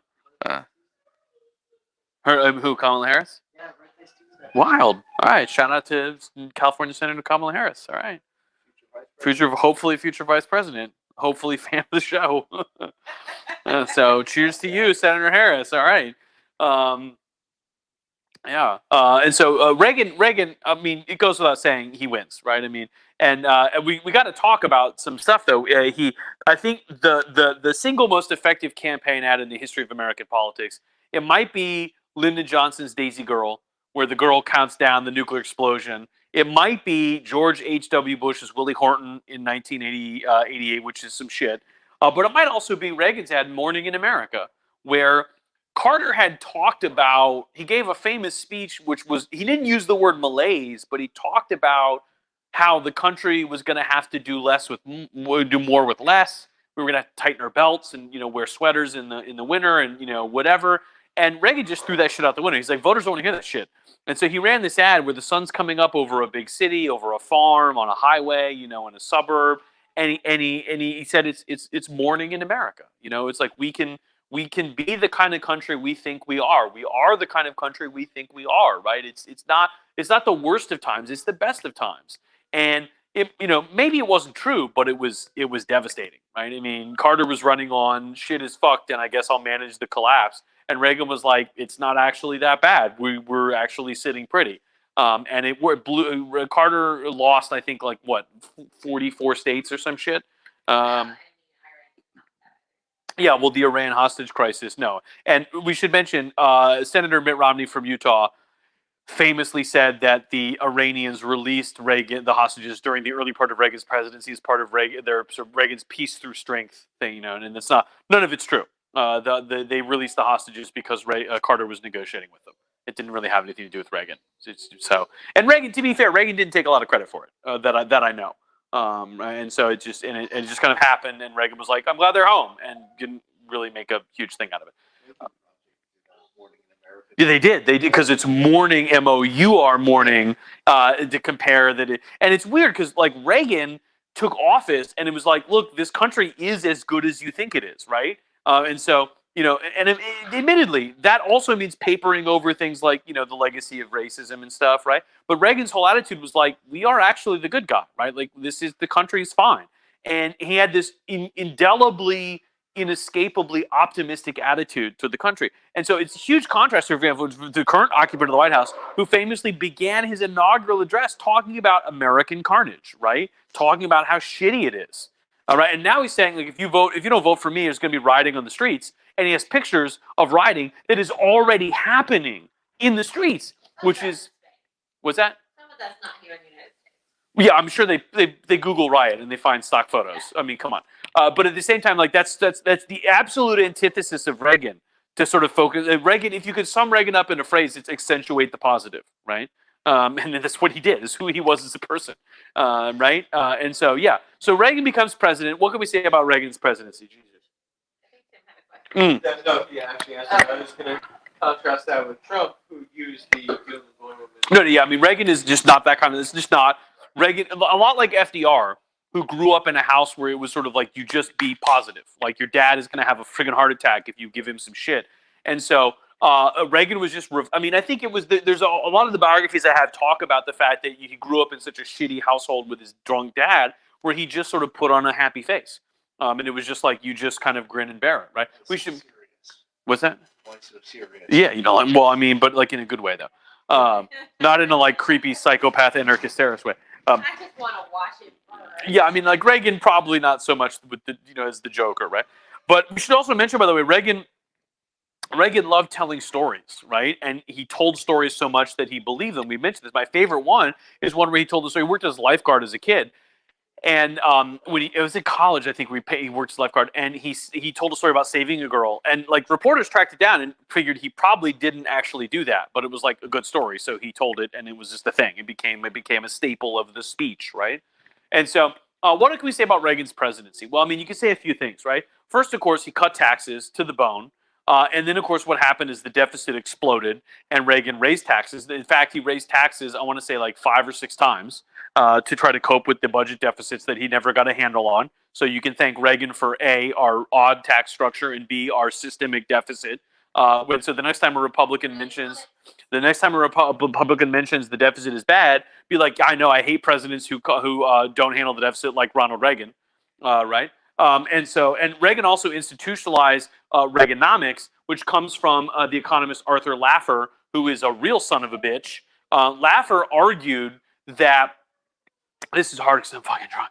But Laffer argued that if you look at taxes as government revenues, as a total revenue, and also as a drag on the economy, if you increase the marginal tax rate to 100% or to 0%, you decrease revenue totally, right? I mean, if the taxes are 0, the government doesn't make any money. But if the taxes are 100%, the government takes all the money and the economy just fucking collapses, right? So there's like a sweet spot where, in theory, you set the tax rate where you get the most money and everybody wins. But Laffer argued, actually paradoxically, that if you decrease taxes, instead of the government's revenue going down from a lower marginal tax rate, it will actually go up, because the lower marginal tax rate will actually tax a larger economy, right? And so 10% of a pie is 10%, right? But if you lower the 10% to 5% and the size of the pie doubles, you get the same amount, right? And so you get as much or more with the smaller tax rate. And so Laffer's argument, which he famously sketched on the back of a cocktail napkin and convinced such luminaries as David Stockman, the budget director of the Reagan White House, was that by lowering the overall marginal tax rate, you would increase total government revenue because the savings that would be given to corporations and individuals by the lower rate would result in reinvestment in the economy, which would produce corresponding economic growth, thus increasing the total government's tax rate. Right? 5% of a much bigger pie is more than 10% of a smaller pie. The problem with this is that some people, like famously Jack Kemp in the Senate, they bought this hook, line, and sinker. It's called supply side economics, and frankly, it ranks right up there with Scientology in terms of its level of bullshit. Right? I want to say, I will mention the late and great Bob Dole, who is technically still alive, but on the other hand, yeah, he tweeted last week complaining that the Presidential Debate Commission was being unfair to Donald Trump, which is crazy because, interestingly, I didn't know Bob Dole had Twitter or knew how to use Twitter or was alive. And so... Herman Cain tweeted last week, too. So Herman Cain's probably really upset about stuff that's going on in this country. I am all aboard the Herman Cain train. Aw, shucky ducky. Aw, shucky ducky. The problem, of course, is that I didn't know Bob Dole was alive, but he apparently has Twitter and tweeted about it. It's totally not somebody pretending to be Bob Dole. Bob Dole, who speaks of himself in the third person. Bob Dole remembers. Bob Dole's turret swings faster and farther than any Republican since Eisenhower. What? I mean, Google. I don't think he's dead, but I mean, he's probably not. It's like 90.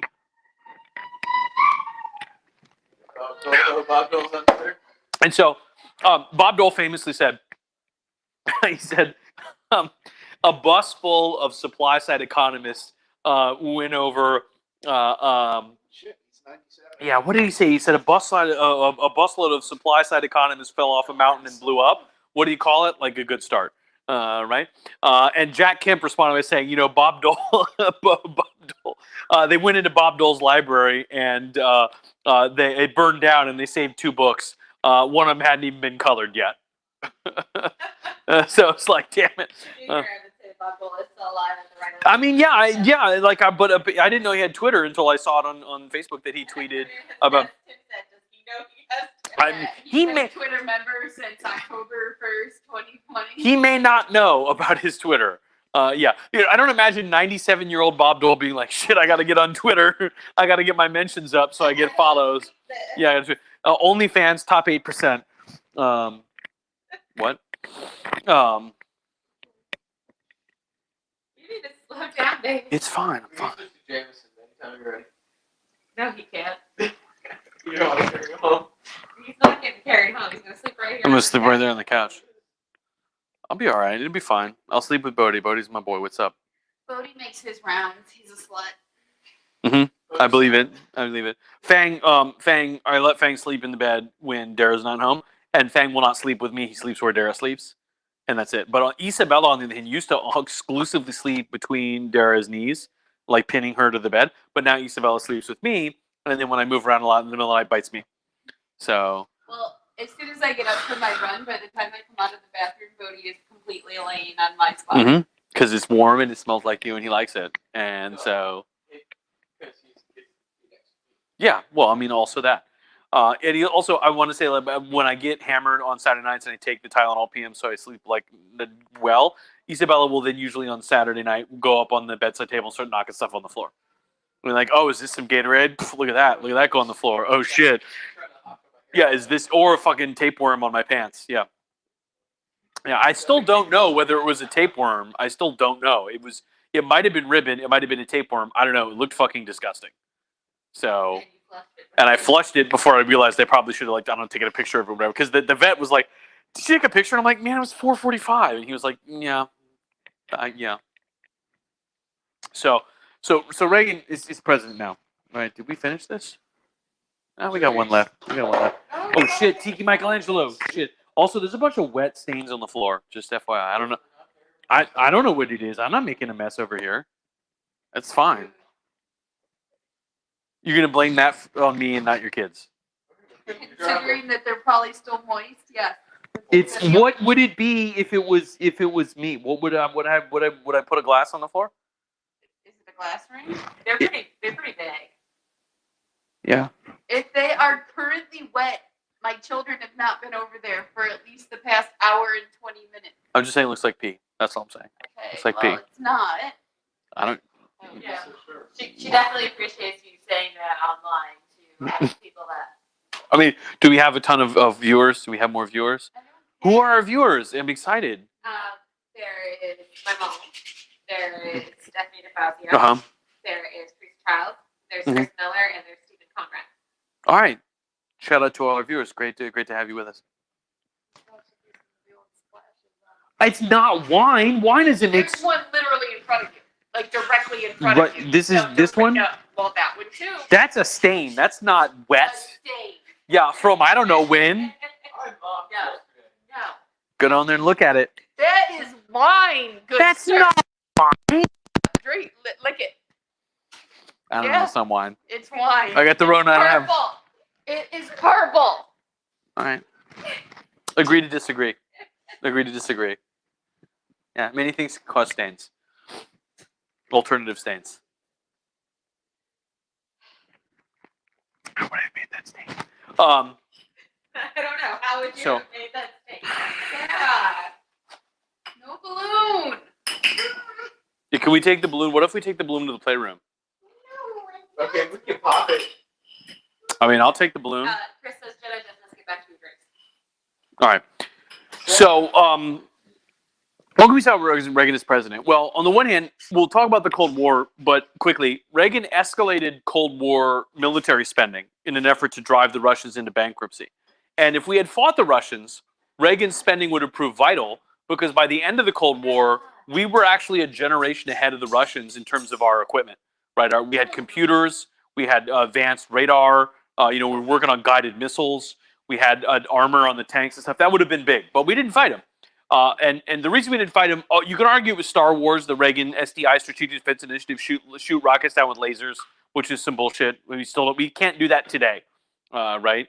To be fair, the Israelis perfected a system to shoot down rockets coming from Gaza into Israel called Iron Dome that they paid for. We paid for that for them.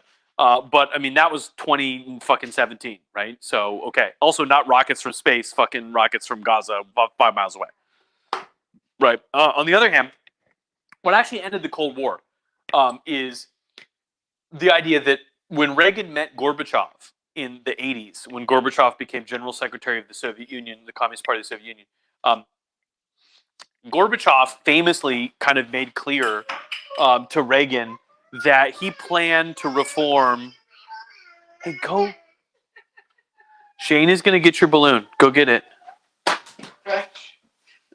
It was hard. Shane almost got it. Just run and jump and get it and then slam into the wall. It's fine. Not the Mac. Chris says big three Apache, Abrams, and Patriot missile system. I mean, the Patriot came later. That was like deployed in the Gulf War. But yeah, I mean, the M1 Abrams, is, as far as we know, is a pretty good battle tank. It's never fought. It hasn't fought anything except Cold War era Soviet T-73s or whatever in 1991. Yeah, I mean, like some of that shit Reagan developed was big. But on the other hand, what Gorbachev said was he wanted to reform Soviet society, glasnost in perestroika, which we've talked about in the context of Chernobyl and shit. And he wanted from Reagan the assurance that Reagan would not use the opportunity of the Soviet Union weakening itself deliberately to win the Cold War. And Reagan gave Gorbachev this opportunity, and he gave this. And we should mention, by the way, Reagan famously in fucking Geneva, or Reykjavik or whatever, he said to Gorbachev, and Gorbachev, an interpreter, Gorbachev is saying, Reagan is saying, what if aliens invaded right now, and we had to stop the Cold War to fight the aliens?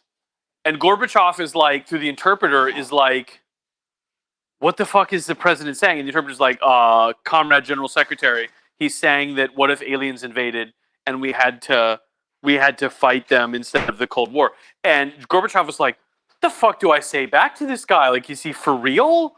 And Reagan was like, Gorbachev was like, yeah, Mr. President, no, aliens would be, I guess that would be serious. But that's like a real conversation Reagan had. It was crazy.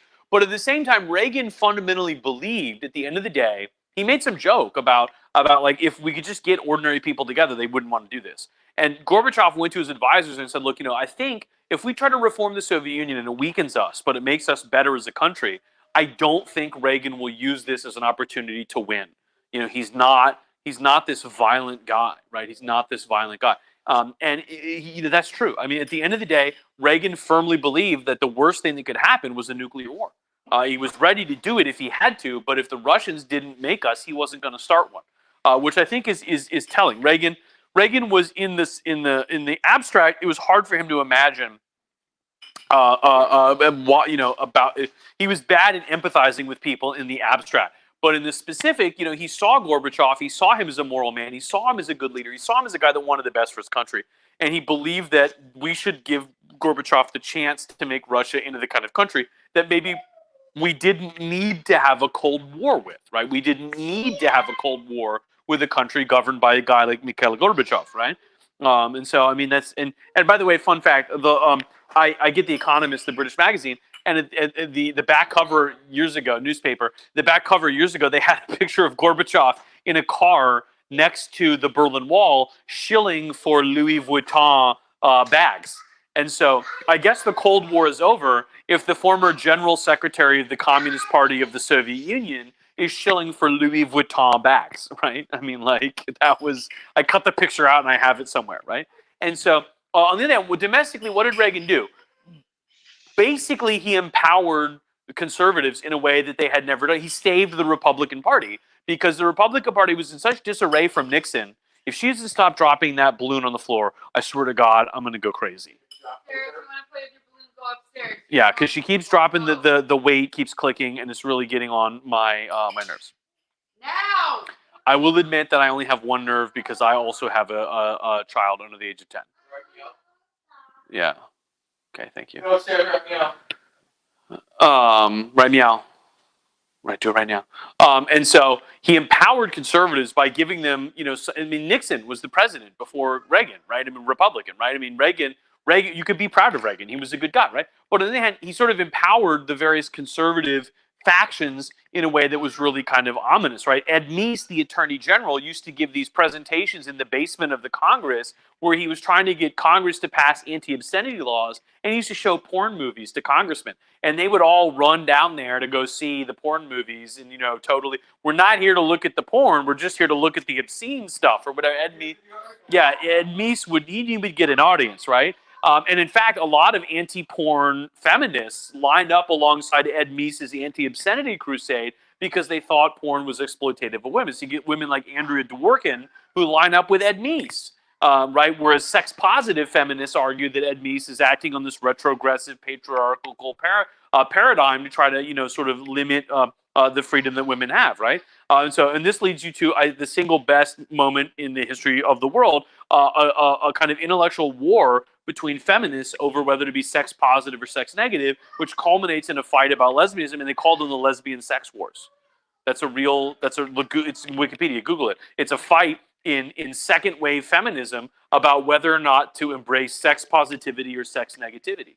Right, but part of it was that the Reagan administration embarked on this anti-obscenity crusade that put feminists in a position of either supporting a conservative administration that was delivering what they thought of as the goals that they wanted, or instead to reject. Right, and of course we can mention the AIDS epidemic, which Reagan ignored totally until Rock Hudson died of AIDS, which really shocked him. Right, and of course, by the way, like Rock Hudson died of AIDS, it was like, oh my God, Rock Hudson's gay. Half of Hollywood was like, of course, but everybody in the country was like, oh my God, Rock Hudson's gay. And Reagan knew Rock Hudson; he was friends with him. And again, Reagan lacked the capacity to empathize with abstract groups of people. But I mean, Rock Hudson was his friend, right? I mean, it was like my friend died of this, and that was, and things began to change, right? And we should mention, by the way. A gay rights activist in New York City formed a group called ACT UP, AIDS Coalition to Unleash Power, is what they called it, ACT UP. And they pressured the government to begin trials of AIDS drugs and to begin research into AIDS, into the pathology and the virology of AIDS. And we should mention, by the way, that the playwright, this incredibly celebrated playwright, Larry Kramer, who wrote Angels in America, he famously attacked one of the top doctors at the National Institutes of Health, a guy named Dr. Anthony Fauci. And he said, Fauci doesn't give a shit about us. Fauci doesn't give a shit. He's just some fucking guy, and all the gay men are going to. And then Fauci, when ACT UP staged protests in front of the National Institute of Health, Fauci listened to them. And Fauci actually said, this is not just a gay disease. This is a disease that is killing people. And these people, they're gay, but they're American citizens. This is serious. And Fauci actually reversed his position and pushed the National Institutes of Health to begin significant AIDS research. And when Kramer died this year, earlier this year, and it was really a very a good playwright, a really great 20th century playwright. And he praised Fauci. He said Fauci was a guy that listened to us, and he treated us like people who deserved his attention and were worthy of were worthy of sympathy, which not a lot of gay men got in the 80s, right? Not a lot of gay men got sympathy. And Fauci said, Fauci took this serious. I mean, this was the thing. And so Reagan ignored that until it was probably 2 or 3 years later than it should have been, right? And you can read like David French wrote a great book, How to Die from a Plague, right? And you can read it was the Gay Rights Revolution, won the National Book Award a couple years ago, and you can read these sort of harrowing accounts of the gay AIDS epidemic in the gay community in New York City, and it was really terrifying, right? And Reagan let that slide. That's on him. And then we got to talk about the epic Reagan fiasco, the Iran-Contra affair, where the American government put limits on what the CIA could do after the 70s, with the CIA basically off the fucking reservation, right? They had the French, they had the Church Committee. The Church Committee, John Church is from, I think, Ohio or the Midwest somewhere. He had these hearings where the CIA had to come out and admit all the fucking up shit they had done in the 60s and 70s, right? They had guns that shot poison darts. They had all this kind of horrible shit. And so the government put really strict limits on what the CIA could do. And as a result, the CIA kind of got handcuffed, right? And so in particular in Nicaragua, the liberal government that was a revolutionary movement called the Sandinistas. The Sandinistas were opposed by a group called the Contras, right? Which just means opposed in Spanish, right? Opposite, right? And the American government passed an amendment to a spending bill saying the government couldn't support the Contras. So what the Reagan administration did was it began supporting them, and it did it because the Lebanese group Hezbollah, which is a Lebanese Shia Islamic militia that was opposed to Israel and a bunch of other stuff. The leader of Hezbollah for a long time was Hassan Nasrallah, right? If longtime friends of the show, Yiffy is watching this, she would know about Hezbollah, right? And so Hezbollah had been taking captives in Lebanon. Right, and they took a guy, Bill Casey, captive for a long time. They took all these, and Reagan had said he would never negotiate with terrorists. Right, you can't negotiate with them. It just feeds their desire to take captives. And yet, instead, what the Reagan administration did was it did negotiate with terrorists. And not only did it negotiate with terrorists, it sold weapons to the Iranian government in order to get the Iranian government to influence Hezbollah to accept the opportunity to negotiate with the Americans. And so we sold weapons to the Israelis, who sold them to the Iranians, who then levered Hezbollah to negotiate with the Reagan administration. And in return, the money that we made selling those weapons was diverted by the Pentagon to a black CIA account, which they used to bankroll the Contra war against the Sandinista government in Nicaragua. Right, this is the Iran-Contra affair, right? And so it's this multi-level thing. It finally came apart because, and I'm not making this up, the Nicaraguan government shot a plane down in Nicaragua, which crashed and had a bunch of Americans on board. And they were like, why are Americans on a plane smuggling weapons and money into Nicaragua? And then it sort of gradually percolated over the next couple of years. And to his eternal discredit, Reagan went on TV and he said, I did not sell weapons to terrorists. And he was lying, right? And he said, if I did sell weapons to the Iranians, it was only as much as would fit on a small truck.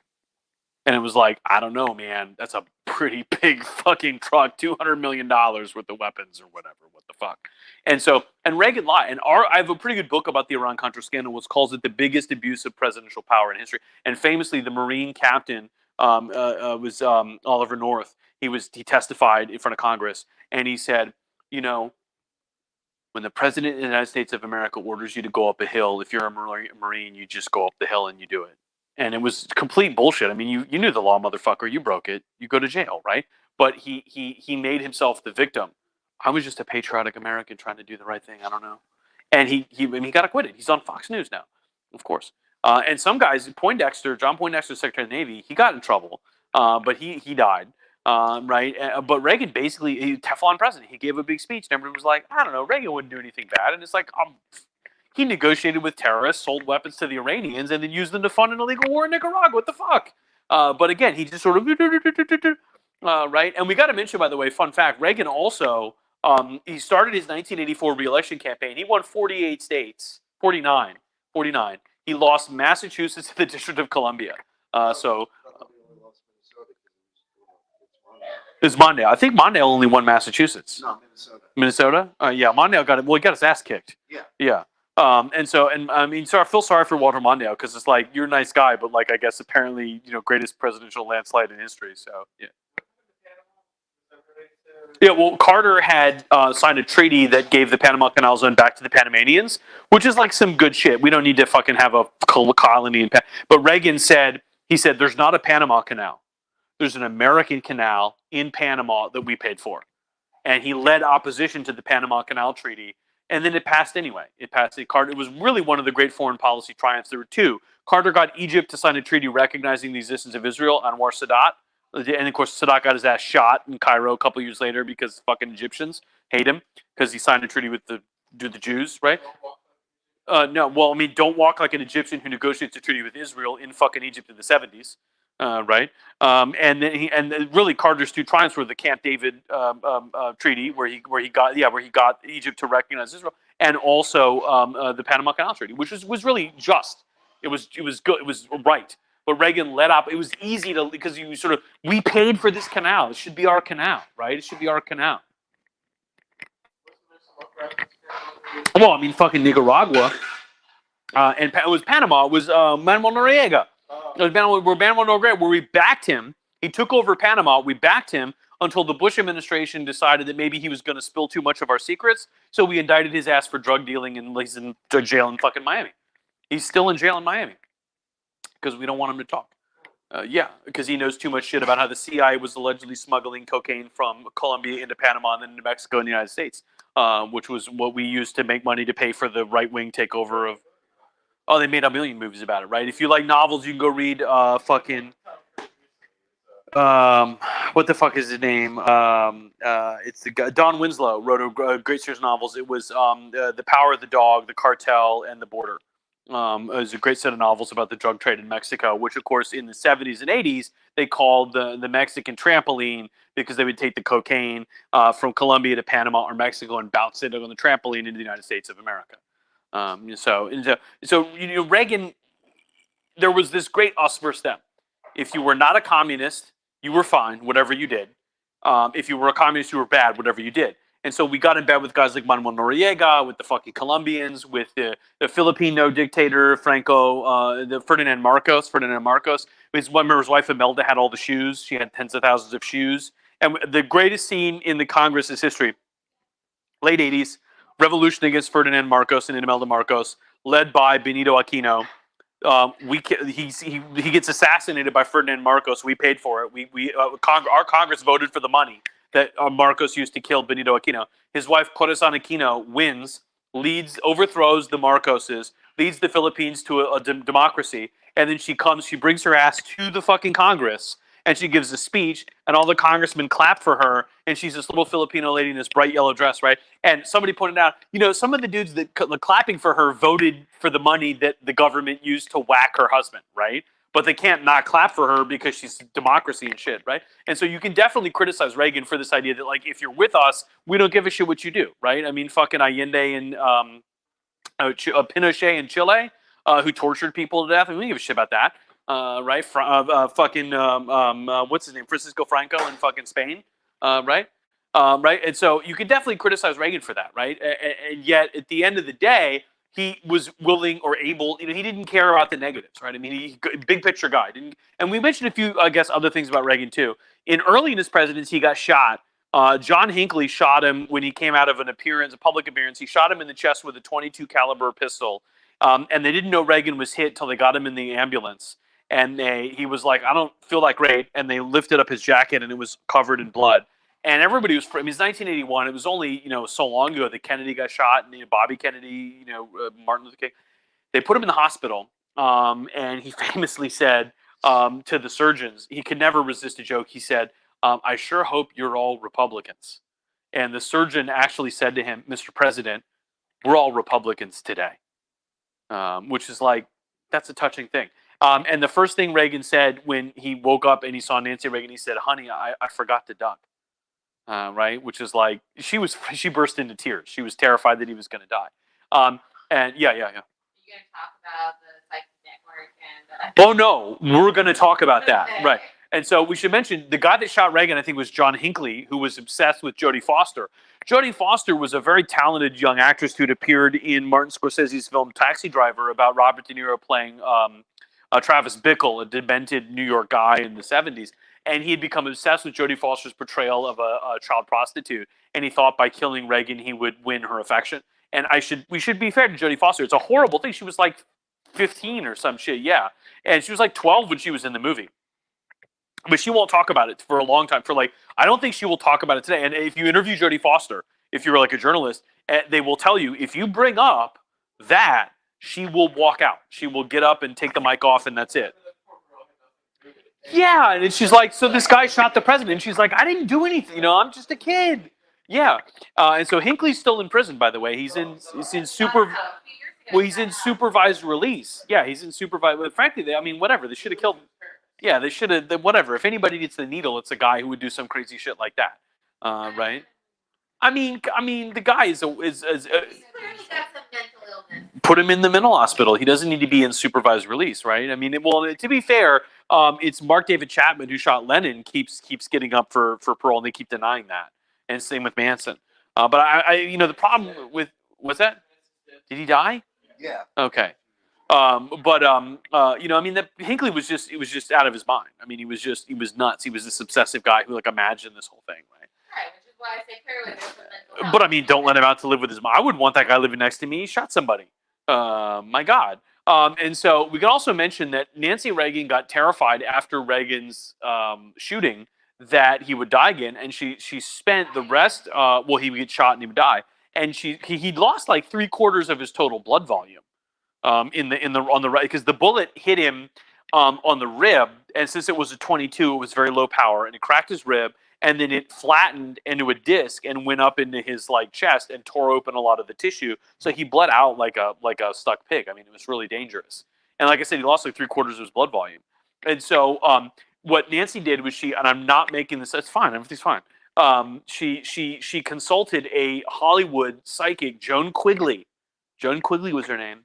For the rest of her presidency, who took readings on what day it would be appropriate for Reagan to make public appearances.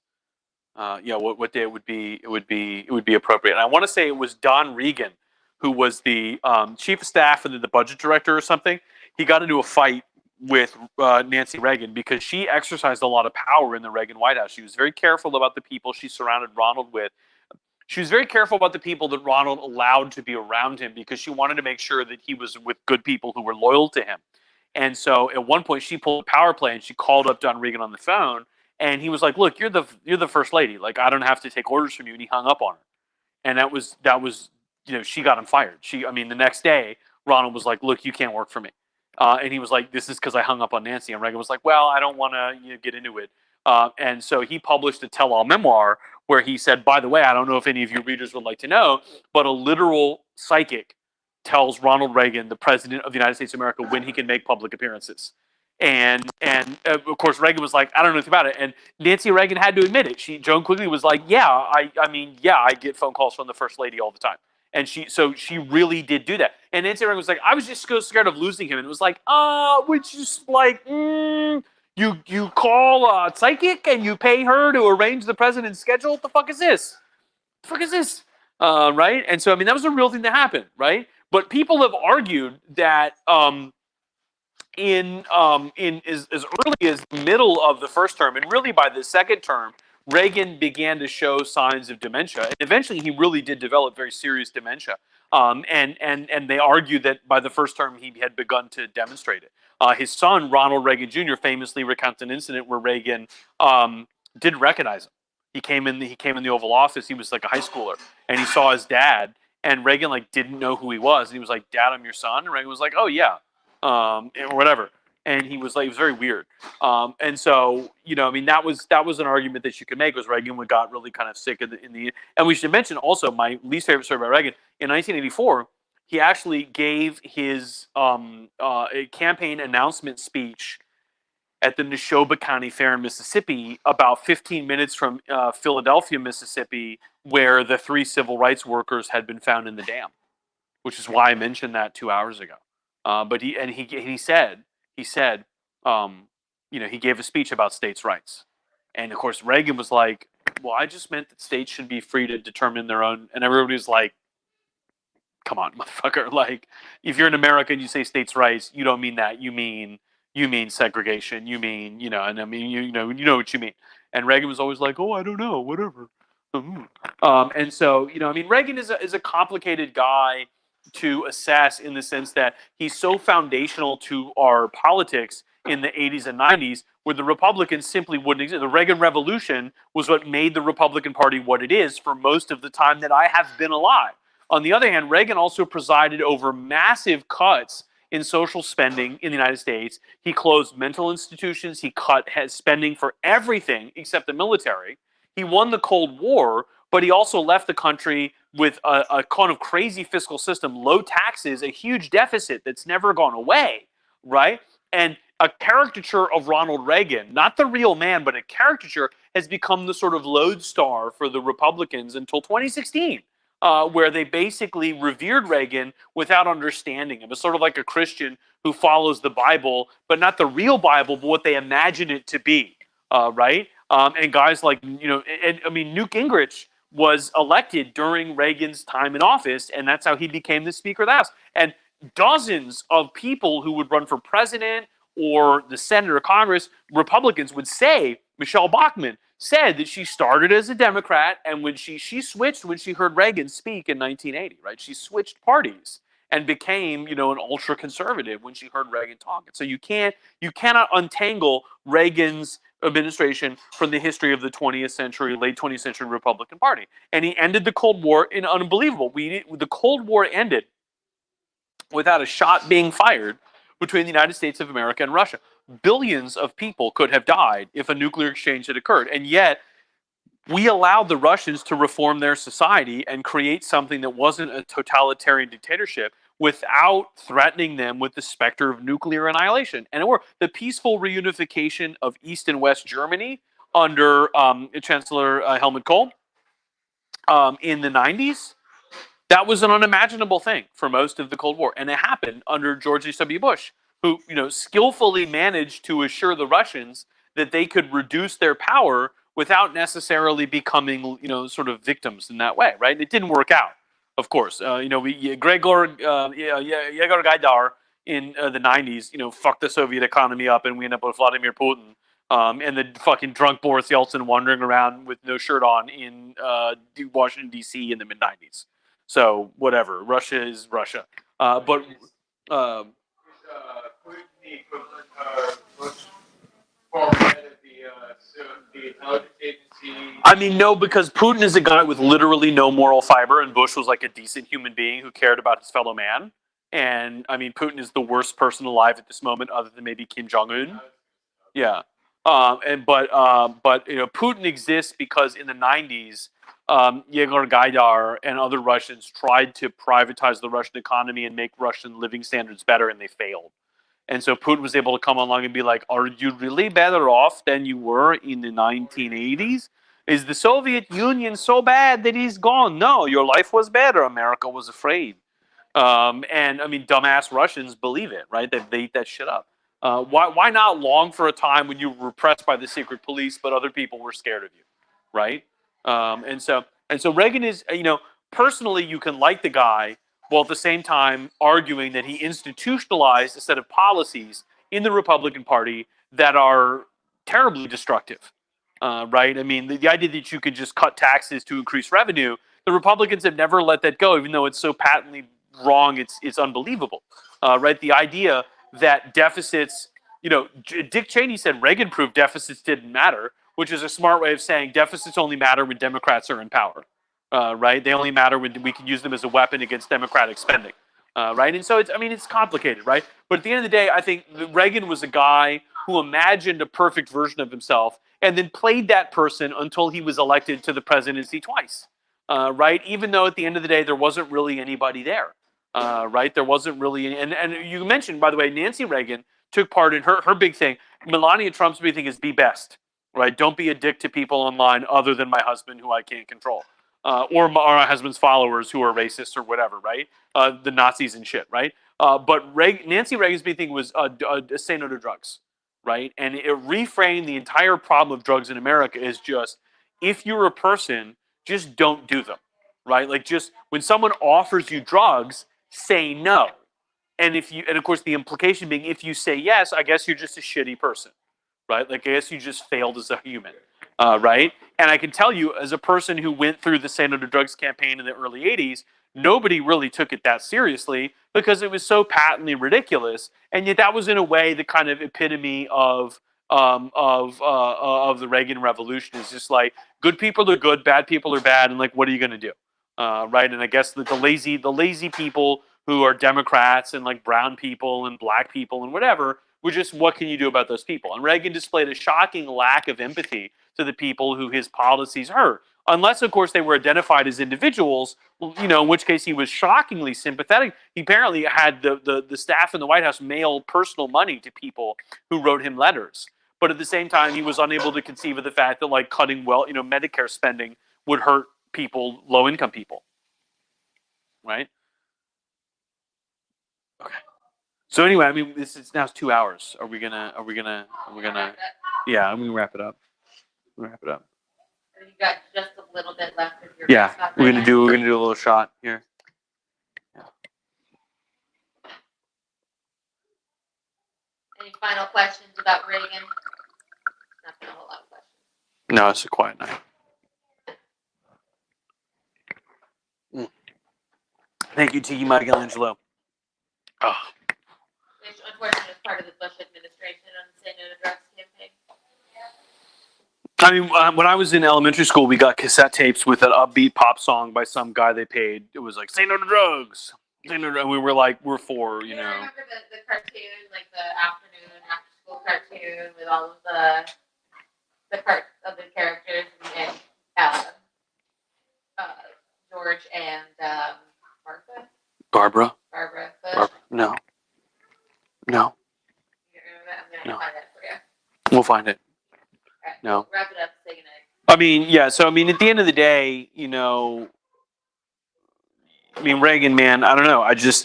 The more I read about Reagan, the more I think of him as kind of an empty suit, right? I mean, he was a vessel that Republicans poured their hopes and dreams into, and he rewarded them by winning elections. But at the same time, like, his policies were not actually anything to be proud of. But supporting Reagan made you feel good about yourself. He was a good man, so you feel good about yourself, right? But in the end, not really, right? And we should mention Reagan cut taxes and then raised them, but we didn't talk about that, right? And so he also had his superpower of being immune to criticism, sort of violated the normal rule of presidencies, right? I mean, when the president does some dumbass shit, you hold him accountable, and the next president's like, "Oh fuck, I should never do that. That was stupid." And like, Reagan didn't. He was immune to that. He didn't suffer those consequences. And so as a consequence, you could get away with this bullshit, right? You could get away with it, right? And so it was sort of insane. It was kind of like, down is up and up is down, right? And so, and we should mention, by the way, he died in the 90s. And Nancy Reagan died a couple years ago. I mean, she didn't die very long ago. She didn't die at all very long ago. And yet Reagan is sort of, in a way, revered by Republicans. But again, John Mann is a great book. Even just recently, somebody wrote in Ronald Reagan's name. Governor of Maryland. Governor, I don't know, Larry Hogan? I don't remember his name. Hogan, yeah. He's Governor of Maryland. And so, I mean, there's, I don't know, a million Republicans. My mother is a staunch Democrat. and has been since the Kennedy administration in the 60s. And she voted for Reagan twice. She's a Reagan Democrat. Because she said, look, this guy seemed like he was going to take us to the place we needed to go. I mean, this is a morning in America. He was going to make America the kind of, we were going to get out of the swamp of despair. No, because according to Ronald Reagan, America was always great. We had just been confused. Right? And I think that's a huge, Reagan would say that. He would say, look, America is always great. We have always been the shining city on a hill. You can't let people delude you into thinking that we're not. Right? And so, that you can say that about Reagan. He was an unfailing optimist. Right? He really was. And I mean, to be fair, Reagan was an optimist at the time when, the threat of nuclear annihilation hung over our head like the literal sword of Damocles. Right? And so, I mean, it took a little bit to be optimistic in some of the dark days of the 1970s and 80s, where the possibility of nuclear annihilation was, in fact, quite real. Right? And we should mention, Reagan watched The Day After, and he had this shit scared out of him. And he said to his advisors, we can't let this fucking happen. Right? It was a scary ass, you fucking right.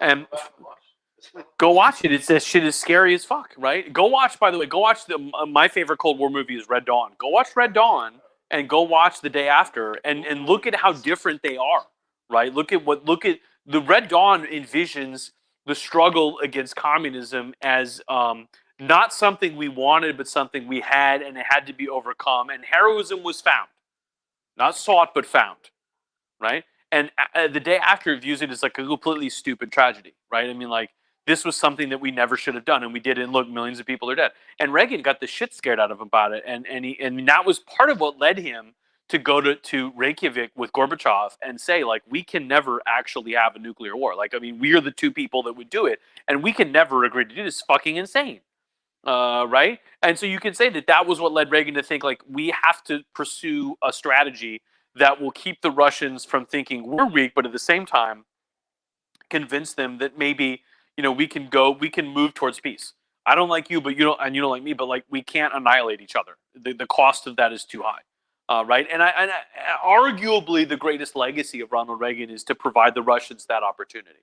All right, to provide the Russians the opportunity to end the Cold War, not on a basis of fear and suspicion, but on the basis of positivity. Right, Mikhail Gorbachev could do glasnost and perestroika and could reform Russian society. And of course, you can't. Alexis de Tocqueville said the worst moment in an autocracy's history is when it reforms itself, because each reform is accompanied by a demand for more. If you can fix one thing, why not everything? Right, not all the things. And that's what happened to Gorbachev. Right, if you can have free speech, well, the first thing we're just criticize the stupid Soviet government, and then the whole it falls apart. Right. But Reagan gave the Russians the chance to end the Cold War on peaceful terms, not violent ones, which is ironically not what he's remembered for being tough. Right? That's what if you go to fucking Ted Cruz today, he's not going to remember Reagan as a peacemaker. He's going to remember Reagan as the guy carrying around nuclear missiles in his back pocket, who scared the Russians to exactly. Which is, of course, well, I mean, I guess you have to invent a fictional version of the person in order to be able to feel good at night, right? I mean, to imagine if Reagan is not the guy you want, you imagine a fake version of him. So. And we'll never get past the supply side economics. I don't know what to do about that. I don't know. We're still doing this shit today. What's that? Trickle down. The rich people will get richer and invest the taxes they don't pay in the economy. And Kennedy said a rising tide lifts all boats. This is more like the rising tide will lift the yacht, and the guy who owns the yacht will pay you to clean it, which is, of course. Yeah, or he's gonna snort coke and then just do hookers, and you'll be just looking from the, I mean, I guess. Well, the trick is, I guess, get hired as a hooker. So, and if you're not hot or whatever. Okay. Say goodnight. It's a weird analogy that's gone. Yeah. So anyway, join us next week. Feel free to comment. Let us know what you want to hear about. We've got a lot to say. We know. I mean, if you want to hear about hookers. I don't know. Maybe we'll come up with I don't know what we'll talk about Hooker's Brigade. I don't know. But anyway, the comment, like, subscribe. Let us know what you want to hear about in the comments. Subscribe on Patreon for a variety of exciting things, up to and including feet pictures. There are no feet pictures. Stop talking. There about could feet be if pictures. people wanted. If people are going to pay me, I'll take pictures of at least my feet. And so that's 50% for Chris Lee, who sends spider pictures in the group chat. He has not done that recently. In a while, but I have not forgotten. I have not forgotten. Right? So anyway, thanks for everyone being here with us. If you're not able to financially support us, please share. Share is another thing. Comment, like, subscribe, share, and we'll see everybody next week.